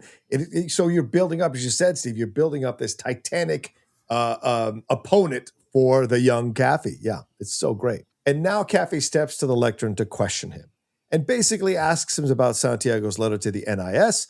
And then he has this curious exchange to kind of take a shot at Jessup a little bit and rattle him and says, and at present, Colonel Markinson is dead. Is that right? Objection. I'd like to know just what the defense counsel is implying. I'm implying simply that at present, Colonel Markinson is not alive. Surely Colonel Jessup doesn't need to appear in this courtroom to confirm that information. I just wasn't sure if the witnesses are aware that 2 days ago the colonel took his own life with a .45 caliber pistol. So this is the first kind of shot across the bow, put it in the jury's mind possibly that Jessup had something to do with Markinson killing himself. It's an interesting kind of approach to this to rattle Jessup right off the bat, taking that. It's kind of like Rocky punching Creed in the ribs and him going down in the first round a little bit. What do you guys think about that? I actually think it's kind of the opposite in a weird way, which is that I think that I won't use the language he used, but the image of Kaffee in the white uniform is one that is how Jessup sees him. Jessup disrespects this guy. And so I think Kaffee is actually coming out with this. He's coming out with this thing that doesn't matter or is obvious that Markinson is dead right at the beginning, because what he needs is not Jessup's ego crushed. We need Jessup's ego big. We want Jessup to do what Jessup likes to do, which is condescend to Kaffee. The more condescending and angry he becomes and indignant, the more likely it is that Kaffee is going to get what he wants. I also think it's a stalling technique. You're totally right. Well, my explanation was interesting, but your explanation I actually think is more accurate. Yeah. He says a thing that he knows Ross is going to object to and that they can have a back and forth. This is all just to buy Sam time. Yeah. Good point. Good point. Yeah. Yeah. Yeah. I was kind of proud of my little pontification, but I think your explanation is 100% correct. As Shannon just said, it clearly bought him the time he needed, because right after the judge says this, the double doors open again and Sam walks in with 2 Air Force guys who walk in and sit down, which catches Kaffee's and Jessup's attention. Which, you want to talk about the MVP of Sam Weinberg. Whatever time he left to go to Andrews, it is about a 75-mile round trip from D.C. to Andrews Air Force Base. The fact that he had to do this drive in D.C. traffic, most likely, then he had to find these guys on the amount of work that Sam had to do for this Hail Mary that ultimately wasn't going to be anything. Incredible. And I agree with Shannon in what he's talking about, that having lived in D.C., for 20 to 30 years, the traffic at that time between 5 and 8 a.m. is an utter madhouse. And where he's going in D.C., it would have taken him a crap ton of time. So it makes sense that he didn't get there on time because, as Shannon alluded to, the traffic would have been insane. Plus, finding 2 guys who are willing to go to a courtroom, who are going to be in the same courtroom as Jessup, I'm sure he told these guys what the situation was, or to a degree, let them know what they're going to be doing. So it's an interesting moment for sure. He's looking for these guys in the middle of the night. Yeah, exactly. Right, exactly. And bringing them back in the early morning. I told Kendrick to tell his men that Santiago wasn't to be touched. And did you give an order to Colonel Markinson as well? I ordered Markinson to have Santiago transferred off the base immediately. Why? I felt his life might be in danger once word of the letter got out. Grave danger? And Jessup, with a hint of condescension, says, "Is there another kind?" So here is this thing with the back and forth between these 2 guys. And clearly Jessup, as you said, Steve, he sees Kaffee in a certain way as lesser than. And so he's going to take shots he's actually going to try to emasculate Kaffee throughout their entire exchange in this area of the film. And this is yet another attempt to emasculate Kaffee by scoffing at him that all he knows Jessup does is grave danger. And then Kaffee confirms with Jessup that the flight leaving Guantanamo was at 0600 the next morning. And then we find out that Jessup flew up to Washington earlier this morning. And now we hear him list and ask him the things that he brought with himself for this trip. We hear about the dress uniform, shaving kit, and his toothbrush, and his change of underwear. And this frustrates Ross. He does multiple objections to this. Your Honor, is the Colonel's underwear a matter of national security? Gentlemen. And the judge goes, you better get on with this quickly, Lieutenant. So we see he's laying the groundwork here for what he's going to ask him about with Santiago, right? This is just a great back and forth to lay this seed here. Well, and he's also using up the judge's patience. And Ross doesn't see where he's heading with this. And we don't see where he's heading with this. And so like the tension is going up because we don't understand what's happening, and neither does the judge. Santiago's barracks room was sealed off and its contents inventoried. 4 pairs of camouflage pants, 3 long-sleeve khaki shirts, 3 pairs of boots, 4 pairs green socks, 3 OD green t-shirts. Please 2 accord, belts. is there a question anywhere in our future? And he now asks this question. I'm wondering why Santiago wasn't packed. And Jessup actually registers this logic. So everything we've been leading towards in him inventorizing what Jessup brought with him, he now counters that with the inventory of Santiago and him having not brought anything. And Jessup sees this logic for the first time, and he's a little wobbly in his reaction. Jack Nicholson is so still through most of this when he feels like he is in control. And when he finally gets to, it's like, I wonder why Santiago wasn't packed. And you see that slight tilt of the head to be, I didn't think of that. It's perfect because we didn't think of it either. At least I didn't watching the movie. You're just like, what is this stuff about the calling the sister and dinner and all the, what is the, and that moment you described it perfectly, Shannon, because it's just a little shake in the arm, a little kink in the armor, just a little like, oh, and you start to, and it gives us as the audience this moment of, it's like we're Joe and we're like, we're gonna win, There's just a little moment of hope here. But it's also, of course, related back to the fact that he went in that closet, grabbed his bat, and saw his own clothes. So now we see that this was the idea that he had and why he did all this stuff. And as and now we get into this idea of the calls, as Steve just previewed a few seconds ago. That Jessup made made 3 calls. I called his sister. Probably have a dinner. Called to meet with a congressman in Richmond, the House Armed Services Committee, and a Colonel Fitzhughes in Quantico, Virginia. Your Honor, these are the telephone records from Gitmo for September 6th. And these are 14 letters that Santiago wrote in 9 months, requesting, in fact, begging for a transfer. Upon hearing the news that he was finally getting his transfer, Santiago was so excited that do you know how many people he called? 0. Nobody. You were leaving for 1 day. You packed a bag and made 3 phone calls. Santiago was leaving for the rest of his life. And he hadn't called a soul. And he hadn't packed a thing. Can you explain that? So we as the audience are like, boom! Hell yeah! It's great. I mean, the pauses that Kaffee takes, he hadn't called a soul. Yeah. He hadn't packed a thing. Like, he's making it so clear to the jury, but also to Jessup. Like, I got you, you son of a bitch. And he's just so casual with the way that he's even doing this. There is still just this air of likability. And Jessup has the same likability.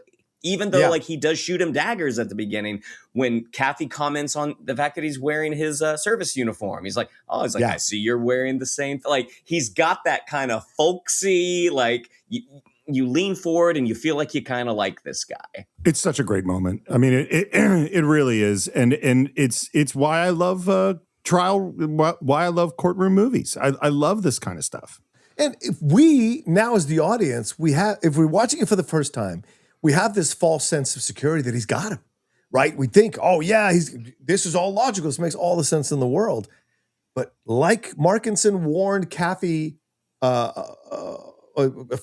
couple days ago or a few days ago, like, you don't get to the position you get to as Colonel Jessup without sidestepping a few landmines. The fact is, there was no transfer order. Santiago wasn't going anywhere. Isn't that right, Colonel? Objection, Your Honor. It's obvious that Lieutenant Kaffee's intention this afternoon is to smear a high-ranking Marine officer in the desperate hope that the mere appearance of impropriety will win him points with the court members. Now, it's my recommendation, sir, that Lieutenant Kaffee be reprimanded for his conduct and the witness be excused with the court's deepest apologies. I think Ross, in this moment, realizes Jessup is in trouble.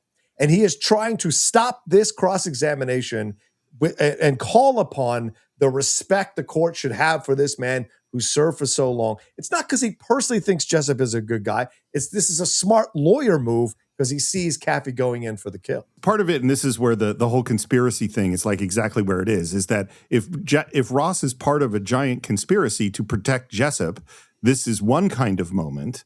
And if Ross is not part of such a giant conspiracy, he's merely working for his client. It's a slightly different kind of moment. To me, what the moment is really about is the judge. Like the judge who has been because, when we had the horrible moment with him overruling Joe's strenuous objection, all of that, is that now this is the moment where we go, oh no, this is a fair judge. This guy is, because he's key, and he's going to have another moment in a second, which is one of my favorites in the entire film. I don't think Ross is part of the conspiracy. I've never had that thought, because I think they know they couldn't buy Ross.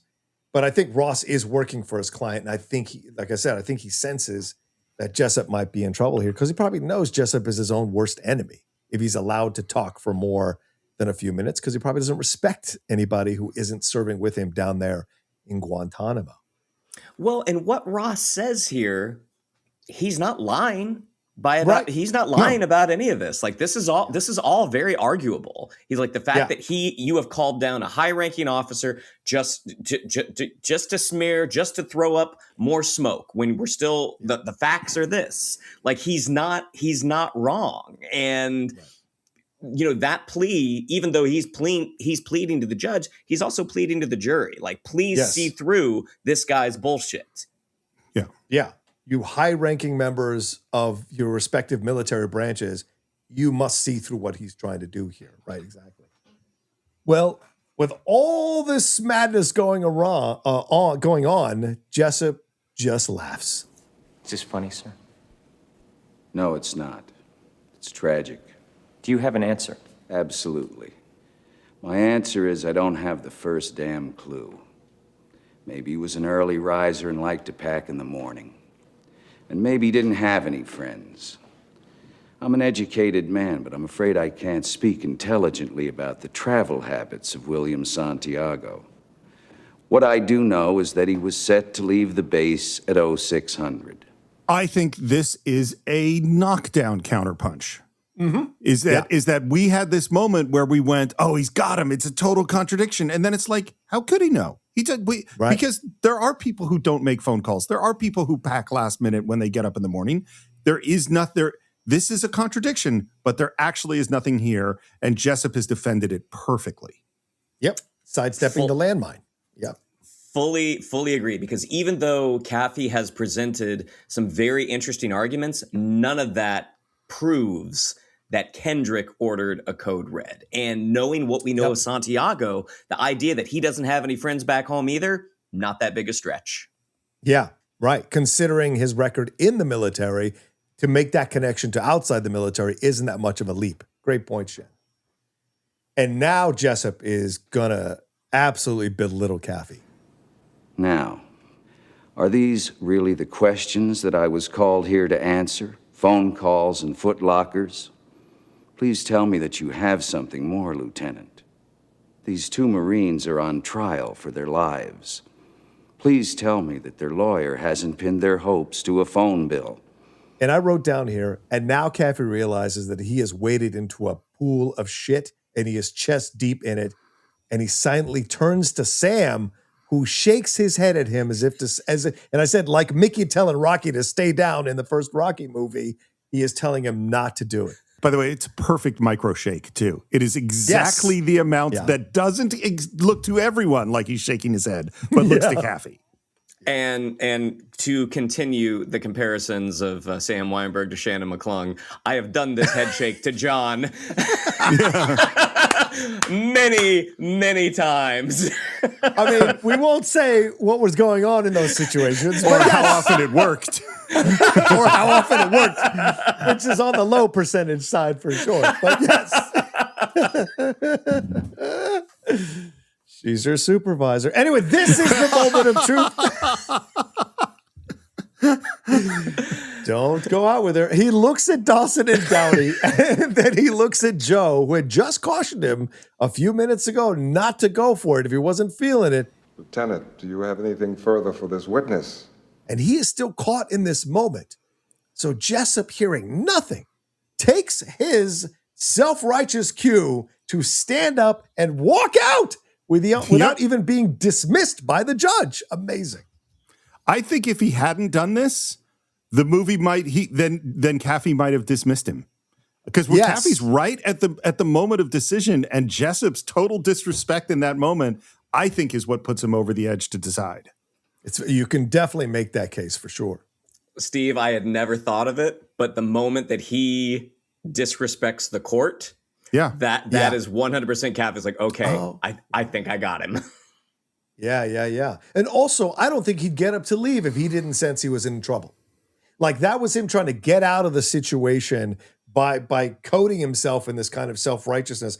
Tell me you've done better than this, Danny. Tell me you've prepared to defend my fellow Marines in a better way. Like, he can walk out of there proud. If he could have gotten away with this, he could have walked out of there and really just shattered the whole situation. You know what I just realized? We've been making all these Maverick Kaffee comparisons like they're the same person, but actually this is a key difference, which is Maverick would never have hesitated to go after Jessup. Maverick would have gone after Jessup in scene 1.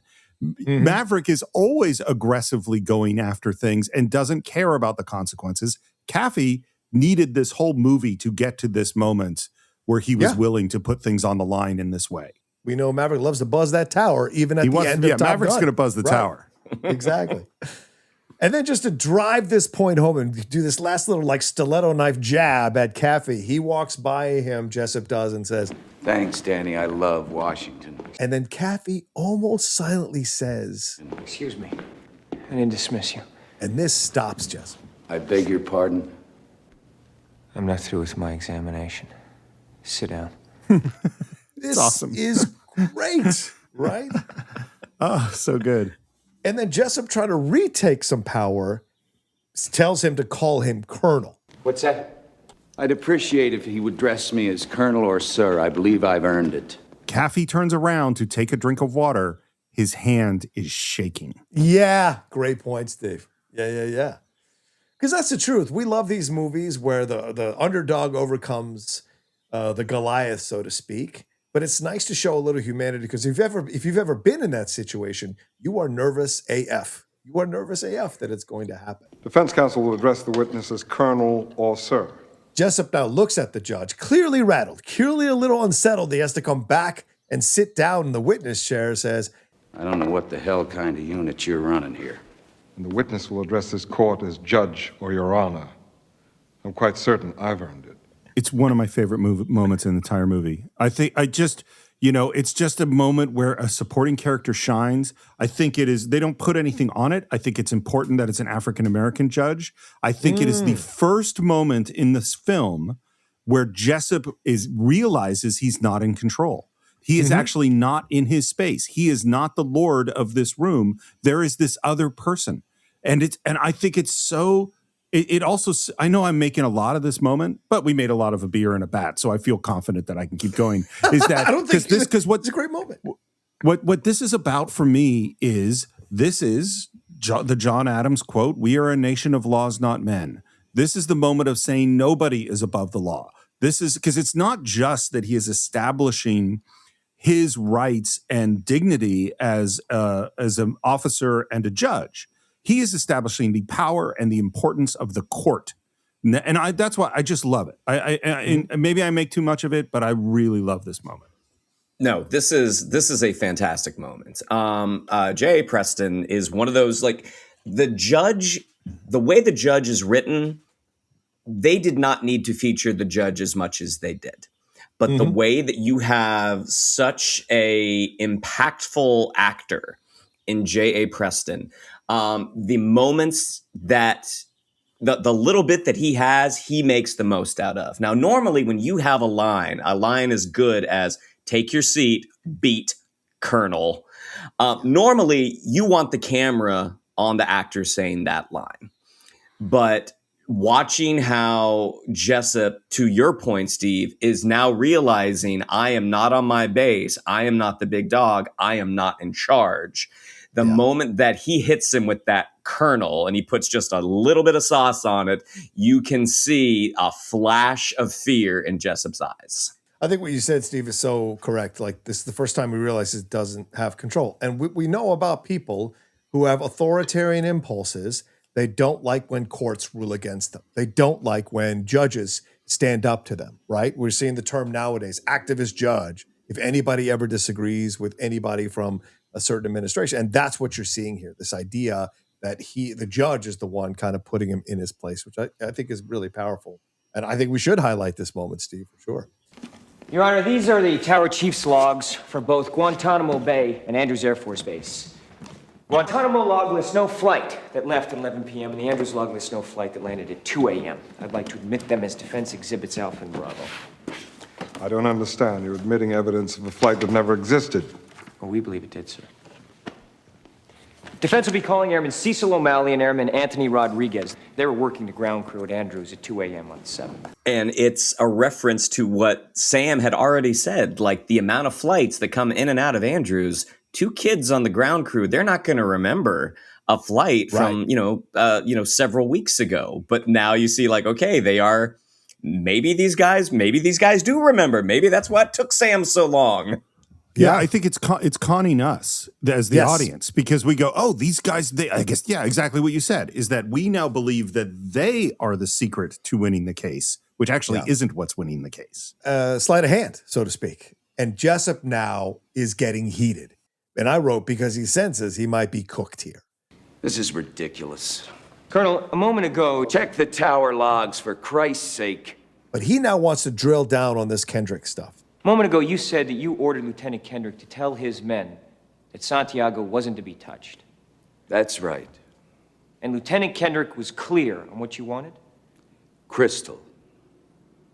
Any chance Lieutenant Kendrick ignored the order? Ignored the order? Any chance he forgot about it? No. Any chance Lieutenant Kendrick left your office and said, the old man is wrong? No.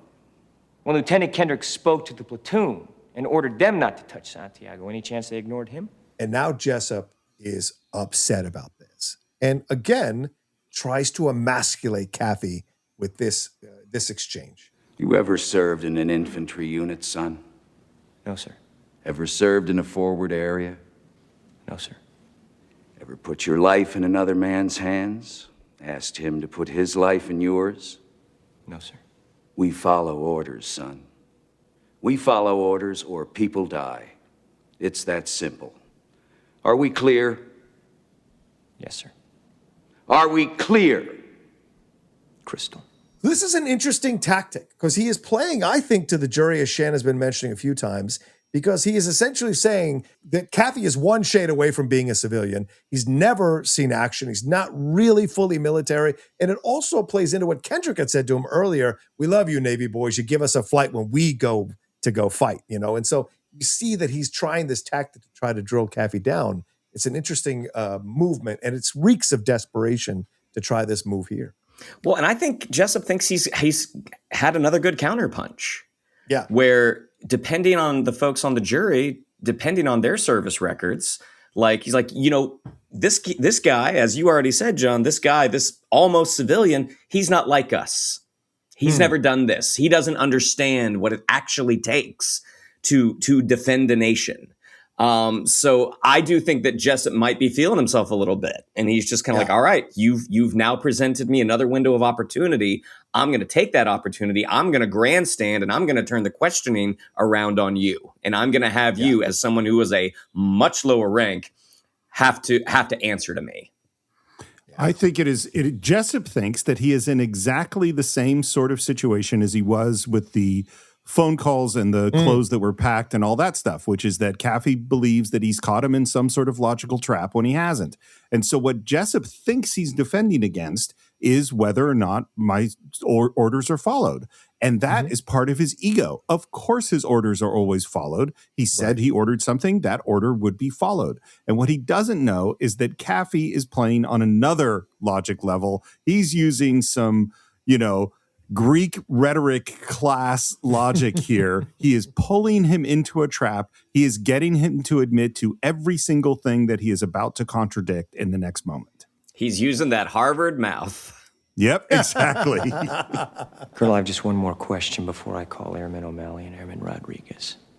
If you gave an order that Santiago wasn't to be touched, and your orders are always followed, then why would Santiago be in danger? Why would it be necessary to transfer him off the base? And this is a hell of a question that's been set up so perfect. So we had the earlier moment where you see just a little shadow pass Jessup's face, but then he recovers very quickly. Then we have the moment with the judge where he's like, oh, I'm not on my home base. Then we have a little bit of confidence, and then this one, and he does not shake this one off quite so quickly. No. I wrote here that Jessup becomes Downey in his response. Santiago was a substandard Marine. He was being transferred. Just like Downey said, the car broke down. He has no answer to this. He cannot think on the fly in a response here that is powerful enough for him. He was being transferred. That's not what you said. You said he was being transferred because he was in grave danger. That's correct. You said he was in danger. I said grave danger. You said, is there any recall what I said. I can have the court reporter read back to you. I know what I said. I don't have to have it read back to me like I'm... Why the two orders? He's got him on the ropes in a way if you're looking at this like a boxing fight. And Jessup tries to play this off now to claim that, well, sometimes men take matters into their own hands, Now he's trying to pass the buck, in essence, after having very clearly said that no one disobeys his order. He's now passing the buck. You made it clear just a moment ago that your men never take matters in their own hands. Your men follow orders or people die. So Santiago shouldn't have been in any danger at all, should he have, Colonel? And Jessup is now pissed and utters this line under his breath. You snotty little bastard. And now now it's on, son. Yeah. It's so great I just love watching this. And I'll tell you, I was in a poli-sci class in college, and I remember the professor, as we were talking, it was constitutional law, and we were talking about arguments in court and logic and rhetoric. And he said, once you resort to ad hominem attacks, you have indicated that you have lost the argument. And after I went to the library and looked up what ad hominem means, which by the means saying an insult, because I had no idea what that term was. And so that's just always been a thing in my brain. And that is why I feel totally lost in our world today, where so much of it is attacks. But this moment, you call, and I think it is under his breath, but people do definitely hear it. And you have just lost massive points in your case by resorting to that tactic. But I think this is the battle always, right? It is I think this is a battle of masculinity. And in my opinion, yes. Right? Because Jessup is like, I'm a warrior. I go into battle and I do what I need to do in order to and this is what a man is supposed to be. We're going to keep Santiago here. We're going to train his ass up. We're not going to be empathetic or understanding or have sympathy for him. He's going to have to man up.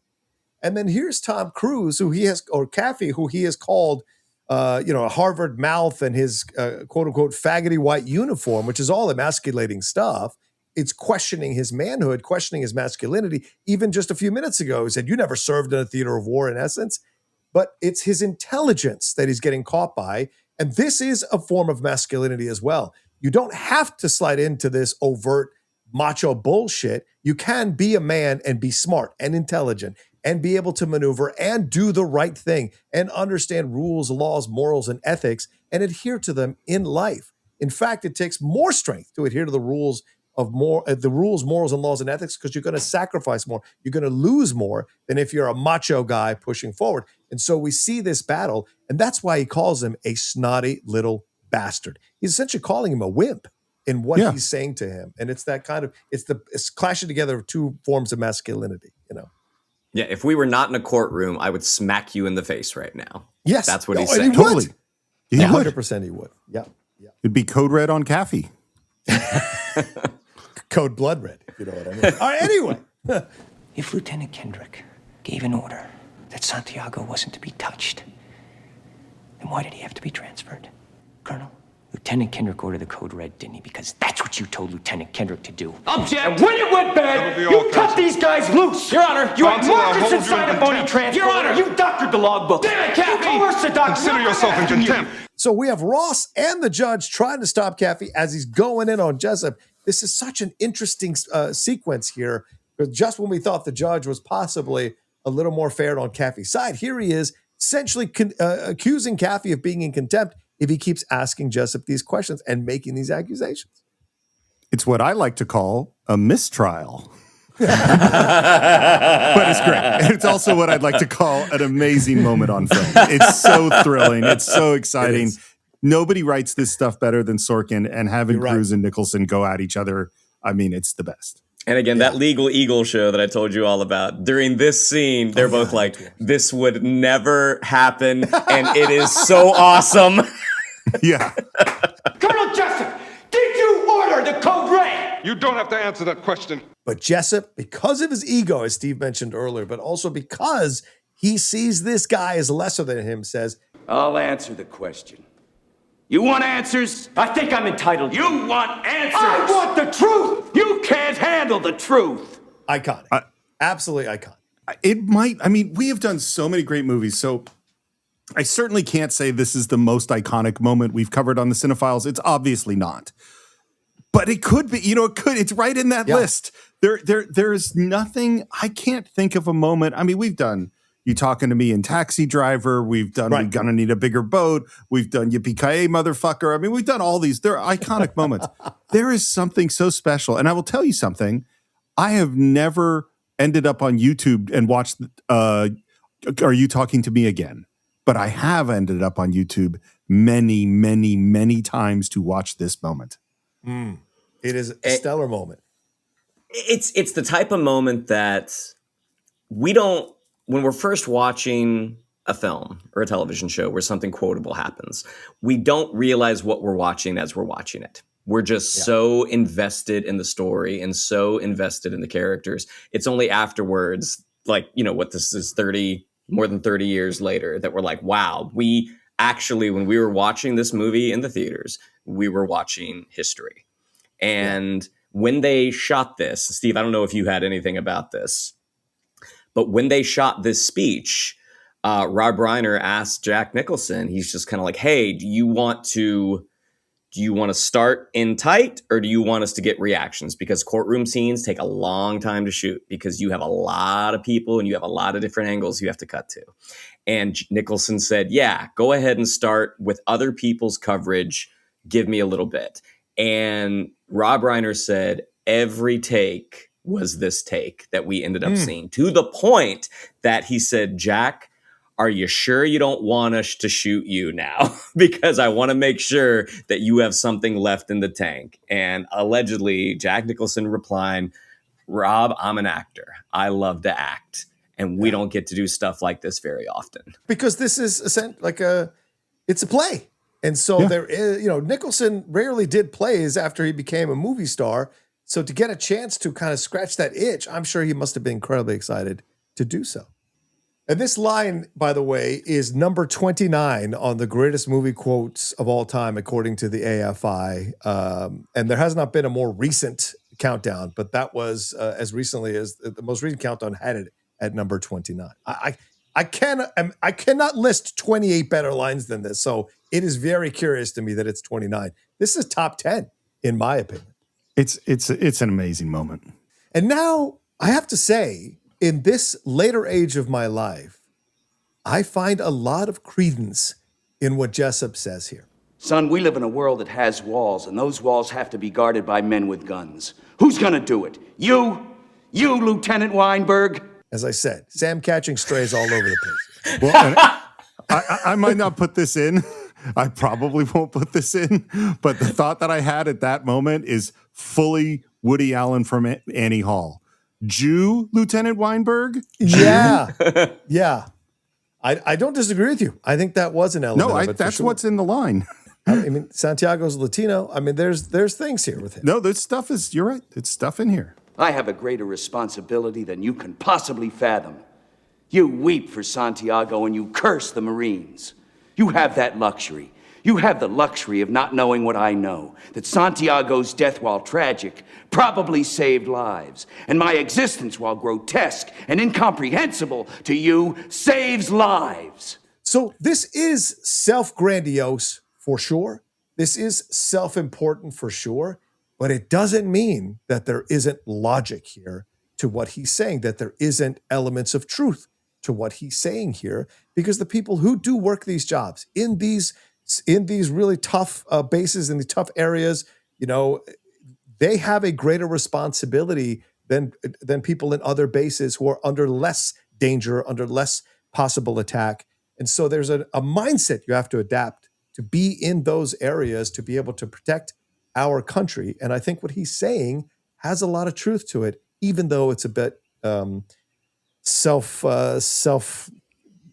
kissing, so to speak, Yeah, because even within the ranks of the military, not everyone can do what Jessup does. Like, this takes a very particular type of personality and a type of intellect. Like, if everybody could do this, everybody would, but they can't. I completely agree. I think if this didn't have the ring of truth and have a powerful effect, this would not be a great movie. What makes it a great movie is that Jessup is not just a mustache-twirling bad guy. He genuinely believes this. And I think when he says, I don't care about money, I don't care about medals, I believe him there too. I think within his conception of honor, Jessup is an honorable person who is absolutely dedicated to protecting the United States.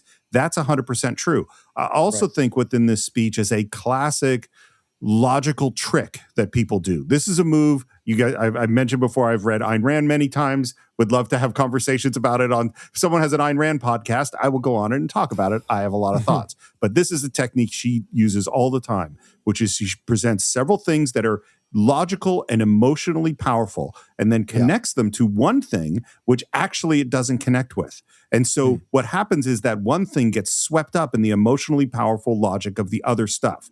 What he says here at the beginning is the piece that doesn't connect. Santiago's death, while tragic, probably saved lives. Santiago's death saved 0 lives. All he had to do was ship him off the base, which was what Markinson wanted, get a better Marine in his place, and that would have saved more lives. Santiago's death did absolutely nothing, but because he connected it with this very persuasive piece of argument, we go, yeah, man, Jessup's got a point, because he does have a point. He doesn't have this point. And in all things in the military, whenever an atrocity happens or a mistake, quote unquote, mistake happens, it's always put in the context of, but the greater good was this. Right. And it is always to try to diminish what that mistake was, because that mistake in a vacuum is horrific and tragic and heartbreaking. But yes, you're absolutely right here. He's trying to diminish Santiago's, what happened to Santiago, because he has a greater responsibility that a majority of people will support and are appreciative of. We use words like honor, code, loyalty. We use these words as the backbone of a life spent defending something. You use them as a punchline. I have neither the time nor the inclination to explain myself to a man who rises and sleeps under the blanket of the very freedom that I provide, and then questions the manner in which I provide it. I would rather you just said thank you and went on your way. Otherwise, I suggest you pick up a weapon and stand a post. Either way, I don't give a damn what you think you are entitled to. This is essentially his mantra, publicly stated there. Unless you're willing to fight by my side, you don't get to judge me.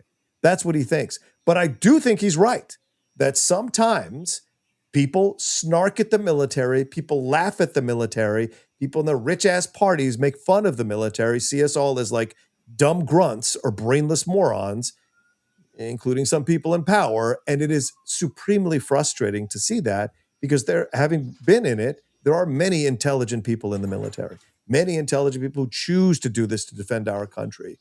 But so I like that he kind of stresses this in this moment as a way of pushing back on Kaffee's attack on him.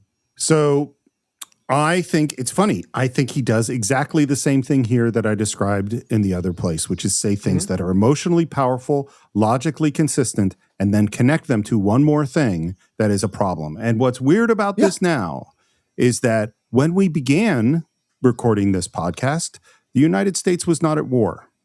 Right. And now the United States is at war, because a week and a half ago we attacked Iran. And I know people don't like when we get political on here, but I am getting political right now, because this is what relates to this particular moment in this particular speech, which is that he says, I have neither the time nor the inclination to explain myself to a man who rises and sleeps under the blanket of the very freedom I provide and then questions the manner in which I provide it. We had, frankly, a Secretary of State who said the time for, I don't remember what the term is, but basically international law and military process is over. And so, yes, I agree with you, John. There are all sorts of people that disrespect the military, don't treat them as intelligent people, don't understand the sacrifice they make, don't understand what it means to serve in the military. And I absolutely think that's a problem. And I live in a democracy, and therefore I absolutely 100% has to have the right to question the way the military wants to protect me, because, and that is what is happening right now. We have to have a discussion about how the military protects us, what is justified and what is not justified.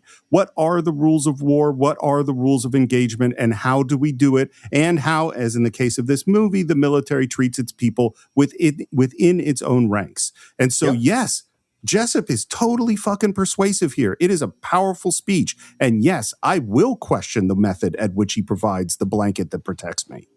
Yeah.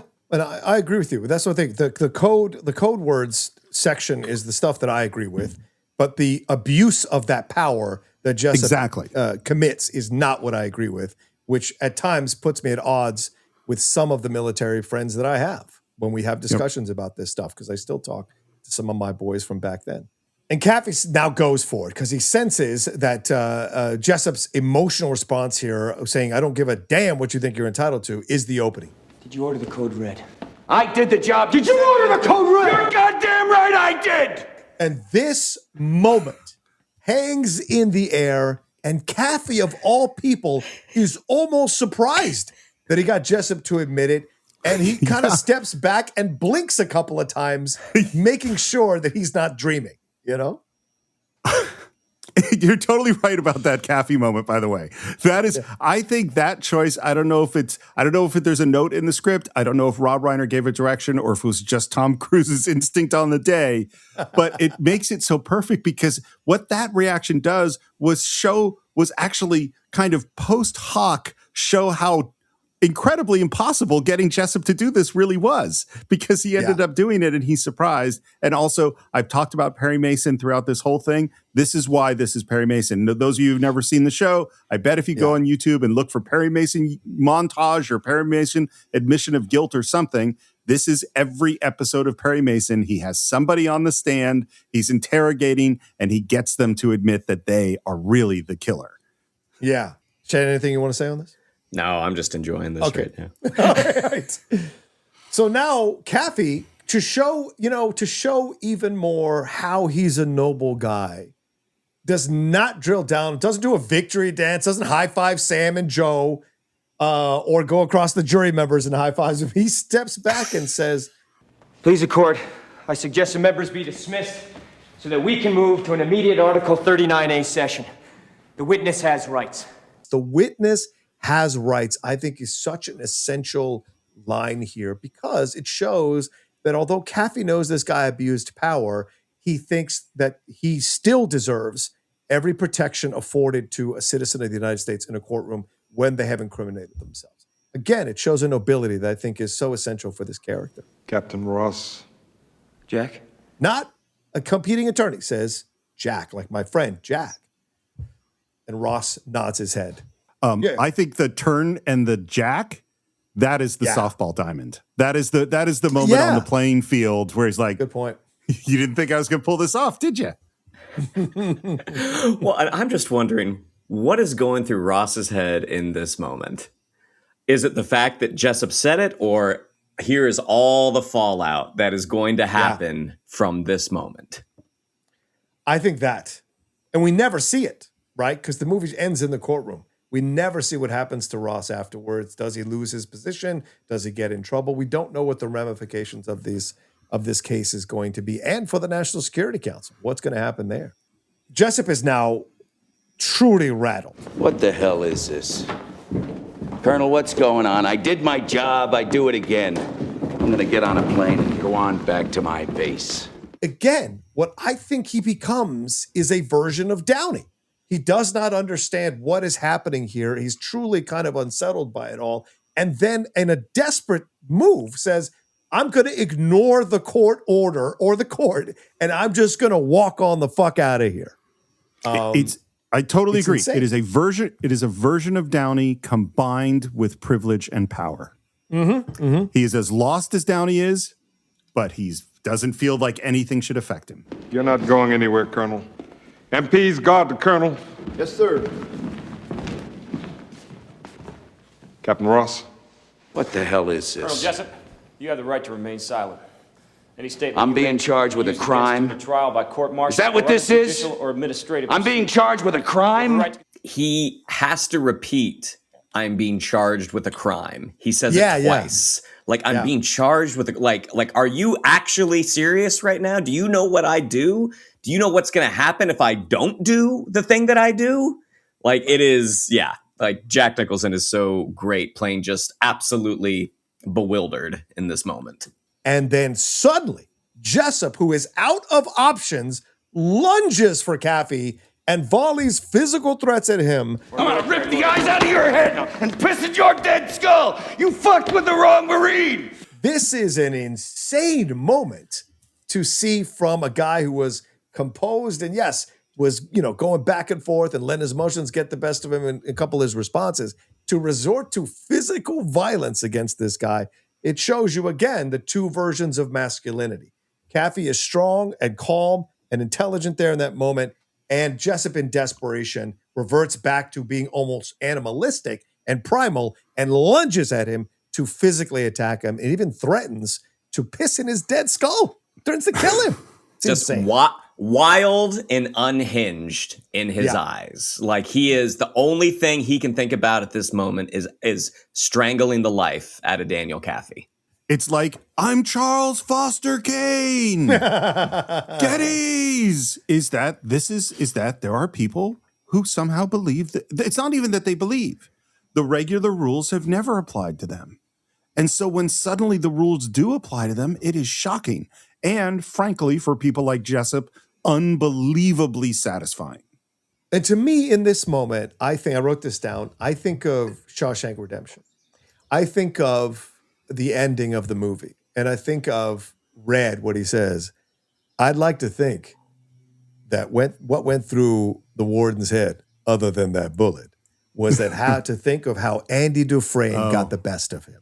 And I think that's what's happening here. Jessup is essentially the warden to Kaffee's Andy Dufresne because he got the better of him. And again, two versions of masculinity going at it in this moment. And it's the person with intelligence and calmness in that moment and a little vulnerability who wins the day in this exchange. I won't speak for Mr. McClung, but I personally had no idea where you were going with this Shawshank connection, and you nailed it. That's a great, and I might always think of that in this moment now too. I knew exactly where he was going.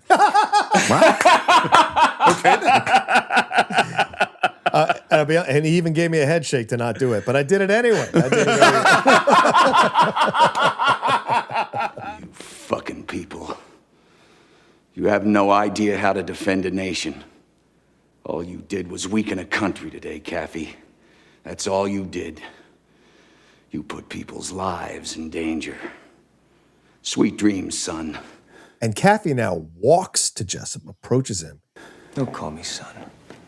I'm a lawyer and an officer in the United States Navy. And you're under arrest, you son of a bitch.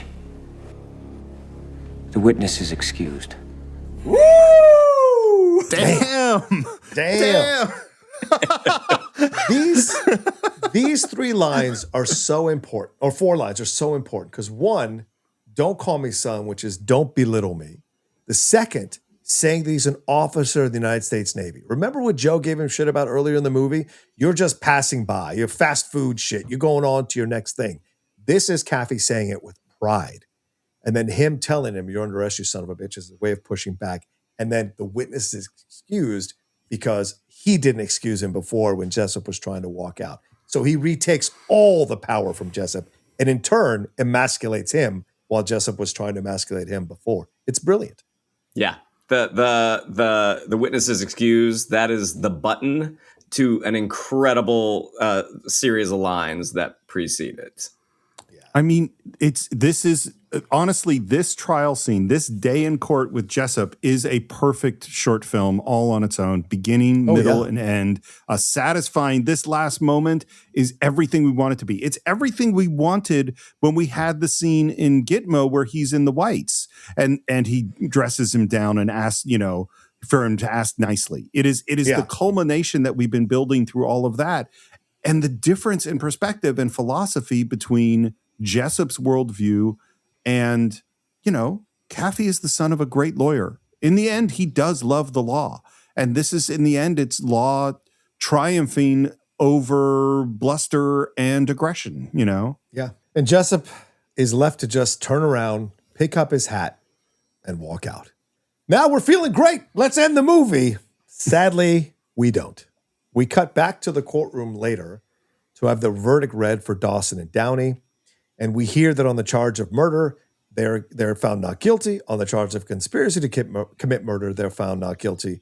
But on the charge of conduct unbecoming a United States Marine, arguably just as important as the other three charges to these guys, they are found guilty as charged, and they are sentenced to time already served, but they're ordered to be dishonorably discharged from the Marine Corps, and the court-martial is adjourned.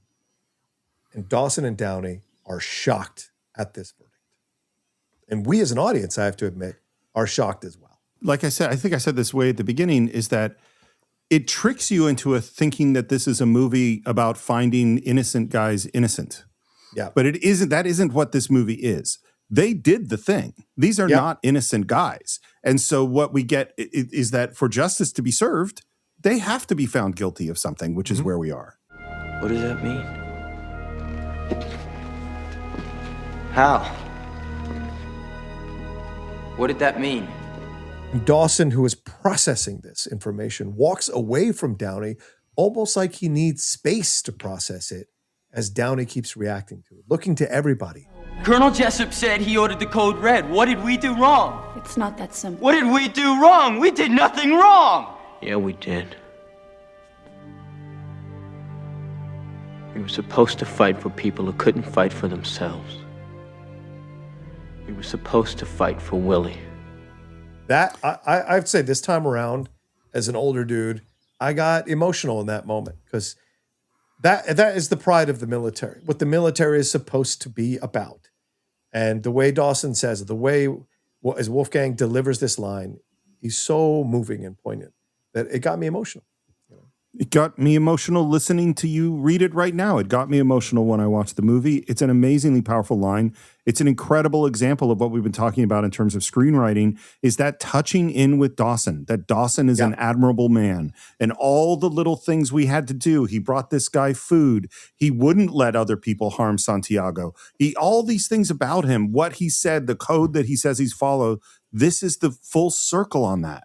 Whereas he's realized, and this is what I feel, he still believes in the code, but he also believes in something broader, something more complicated, something more important. And it goes to the scene with Sam and Joe of they beat up a kid because they didn't run fast enough. They stand on a wall and say, nothing's going to harm you tonight.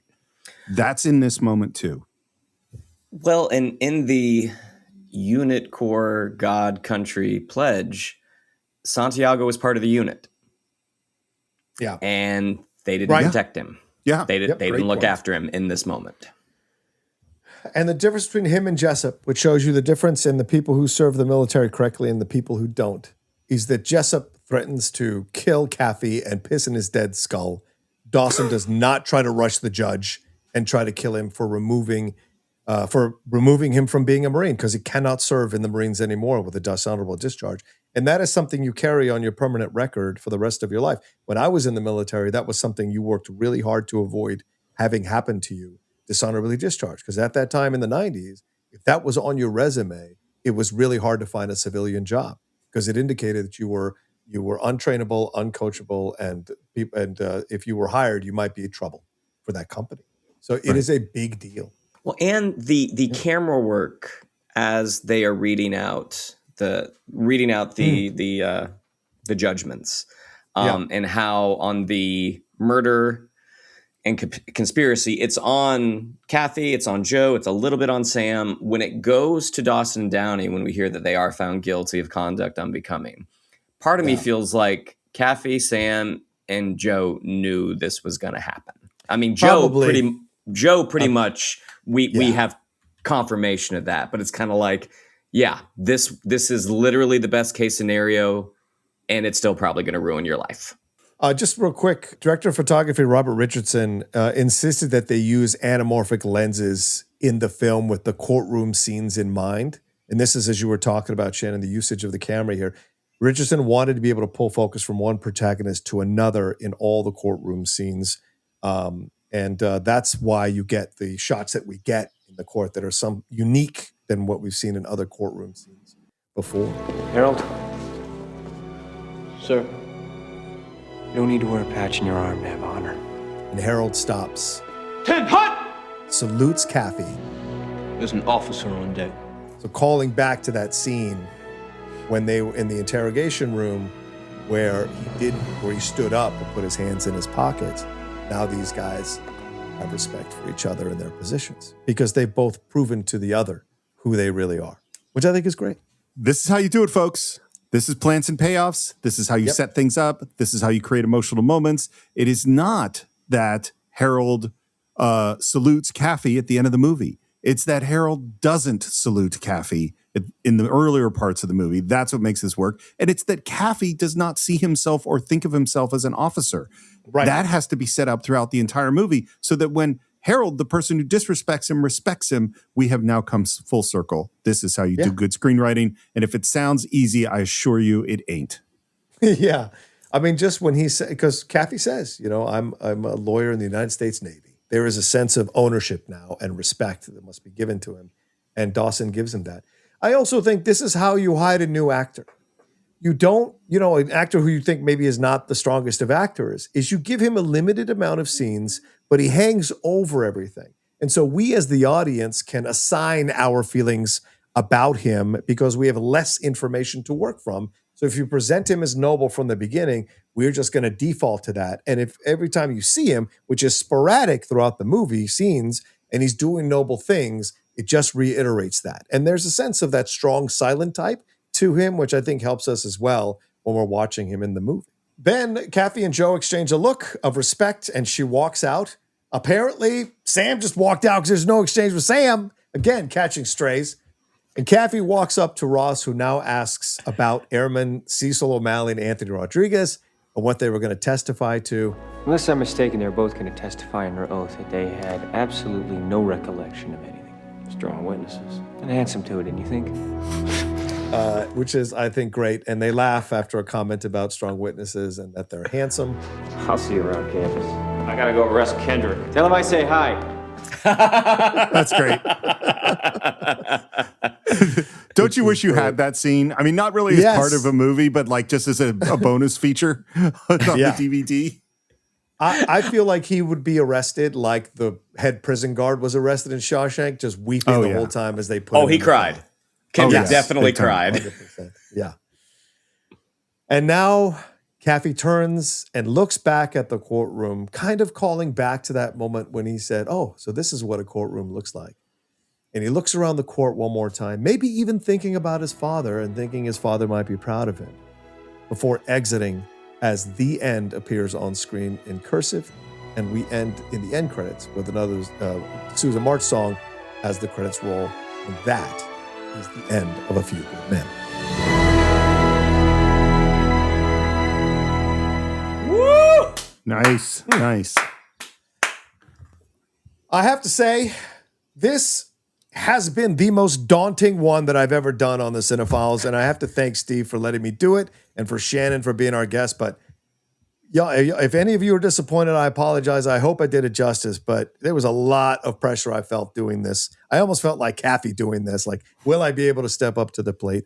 Because this movie is essentially a monolith to tackle. And so I hope you all enjoyed that. It's been great. Thank you all so much for being with me on this. So, all right, so some information about this in the post of this whole thing. So it is, let me see this. So it debuted on December 11th in 1992 in 1,925 theaters. It grossed $15 million its opening weekend. It was the top film at the box office for the next 3 weeks. Overall, it grossed a total of $243 million on a $33 to $40 million budget, which is a massive, massive hit. It has an 85% approval rating on Rotten Tomatoes. It has an A+ cinema score, which at that time was one of fewer than 60 films in the history of the service to earn that grade. It got a lot of positive reviews from the New York Times, from Peter Travers at the Rolling Stone, from Richard Shishkel in Time, Tom McCarthy in Variety as well. And Roger Ebert, though, was less enthusiastic. He actually gave the film 2.5 out of 4 stars, and finding its major flaw was revealing the courtroom strategy to the audience before the climactic scene between Cruise and Nicholson. So it's an interesting reception. It was nominated for 4 Academy Awards: Best Picture, Best Supporting Actor, Best Film Editing, Best Sound Mixing. It won none of those awards, but it has grown in its reverence over the years. It is in the AFI Top 100 Heroes and Villains, with Jessup being nominated, the Top 100, as I mentioned, movie quotes, and it is number 5 in AFI's Top 10 courtroom drama films overall. I think in a different year, Jack totally wins Best Supporting Actor, but this is the year of Unforgiven, you know? Like, and I just don't think that there is a depth in the Gene Hackman performance in Unforgiven that isn't in this, and that's, to me, the right call, even though this is an iconic performance. The other Academy Award nominations, no, it wasn't. This wasn't supposed to win Best Picture against Unforgiven. sound and editing. I think it's a great movie, and I think it was correct that it didn't get. I mean, I actually think screenplay is the Oscar that it maybe should have won. I don't know what else was up in the category. I'm going to look right now. Well, I think it's interesting too that Gene Hackman turned down the role of playing Jessup to play Little Bill, and it was the right move because he won the Oscar for playing Little Bill in Unforgiven. Yeah, I am astounded that this didn't get nominated for Best Adapted Screenplay, right? Yeah. No. Well, listen, here's the nominations. The Ascent of a Woman, Bull Goldman. A River Runs Through It, which many, many people love, but it's never been that great for me. The Player, a movie that was largely improvised. Yeah. Enchanted April, which is perfectly nice film. And Howard's End is what won Best Screenplay. And again, Howard's End is a good movie. This is one of the great screenplays. It is astounding to me that it didn't get nominated for Best Adapted Screenplay. And honestly, I don't know who else was nominated other than Clint Eastwood, but I'm like, Tom Cruise not getting a Best Actor nomination out of this. I mean, it looked, what he did probably looked easy, and it was not. I mean, the journey that Daniel Kaffee goes on throughout the film is a fascinating journey. I mean, he's so good that, I mean, he's Tom Cruise has never won an Academy Award, has he? No. Yeah. No. He's only been nominated, I think, once. I think it's just the Magnolias, the nomination. I think, yeah. Wasn't he nominated for Born on the 4th of July? Yes, he might have been. I think he was. He was. So it is a tough year for actor. So it is Stephen Rea for The Crying Game, Eastwood for Unforgiven, Robert Downey Jr. for Chaplin, Denzel Washington for Malcolm X, and then Al Pacino winning for Scent of a Woman. It's Denzel Washington, to me, is the performance of that year by far. I would argue all four of the other performances were better than Pacino in Scent of a Woman. Even though Pacino is great in Scent of a Woman, he's great. All the other four performances, I think, carry much more power to them than what he did. And I agree. Denzel, this was the Oscar he should have won, not Training Day. I'm cool with him winning Training Day too. That performance is ridiculous. Anyway. But look at director, right? Unforgiven, Crying Game, Howard's End, The Player, Martin Brest for Scent of a Woman. I would argue Rob Reiner's direction was better than Scent of a Woman as well. I would have put him over that for director, even though he wasn't nominated for that. Well, and the fact that globally it made $200 million in the early 90s. Yeah. You know how many R-rated adult dramas would love to make $200 million now? And it just, nothing comes close. Yeah. It's the only film that Rob Reiner ever directed that made $100 million, over $100 million at the box office. This is the only film that he ever directed. Wow. That's shocking. Well, I didn't bring this up at the beginning, and I want to bring this up here at the end. I purposely saved it for the end. We did allude to the fact that screenwriter Aaron Sorkin was inspired to write this from the source play, rather, from a phone conversation with his sister, Deborah, who was a graduate of Boston University Law School, because she had signed up for a 3-year stint with the U.S. Navy Advocates, the JAG, basically. Well, she told Aaron that she was going to Guantanamo Bay to defend a group of Marines who had nearly killed a fellow Marine in a hazing ordered by a superior officer. So this is very much a real-world story that Aaron Sorkin adapted here to make his play. The Code Red had allegedly been ordered in 1986 against a private first class, William Alvarado, who had written letters to a Texas congressman and others complaining of poor conditions and illegal activities on the base, including Marines firing shots across the fence into Cuba. So it's very much a similar case that was written about here in the play and in the movie as well. One night, a group of Marines known as the 10 chose to perform a Code Red.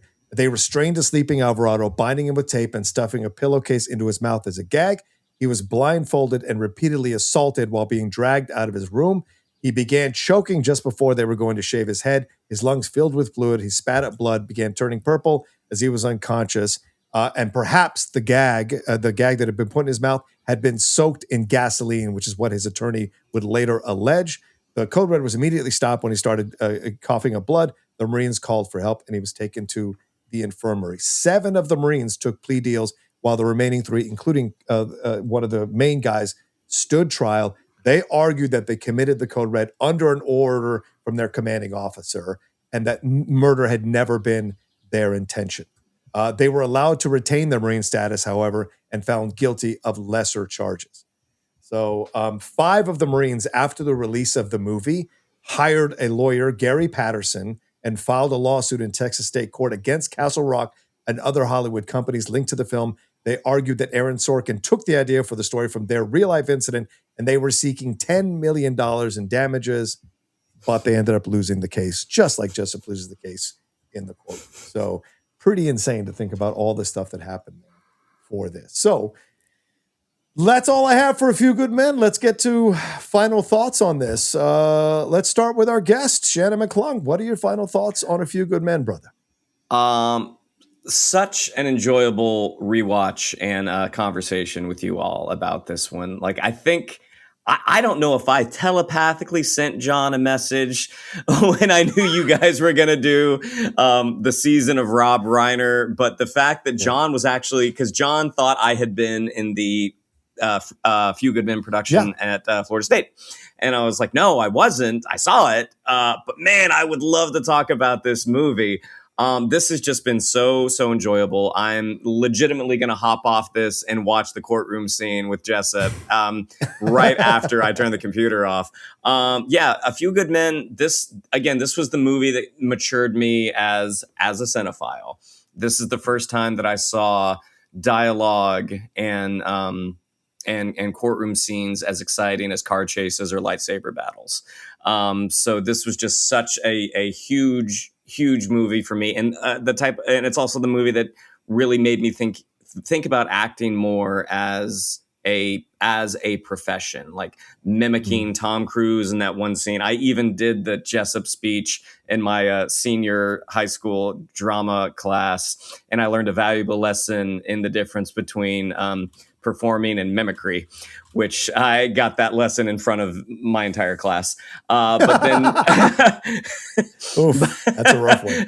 But then also getting to have shared the screen with one of the co-stars with Mr. Noah Wiley. I mean, again, like I don't have a ton of time to talk to him, but I've always wanted to say, like, hey, when I saw you, that it made me think about wanting to be an actor. But I don't know, maybe next season. We'll see. I mean, I can't imagine he doesn't want to hear that. I mean, that's a lovely thing to say.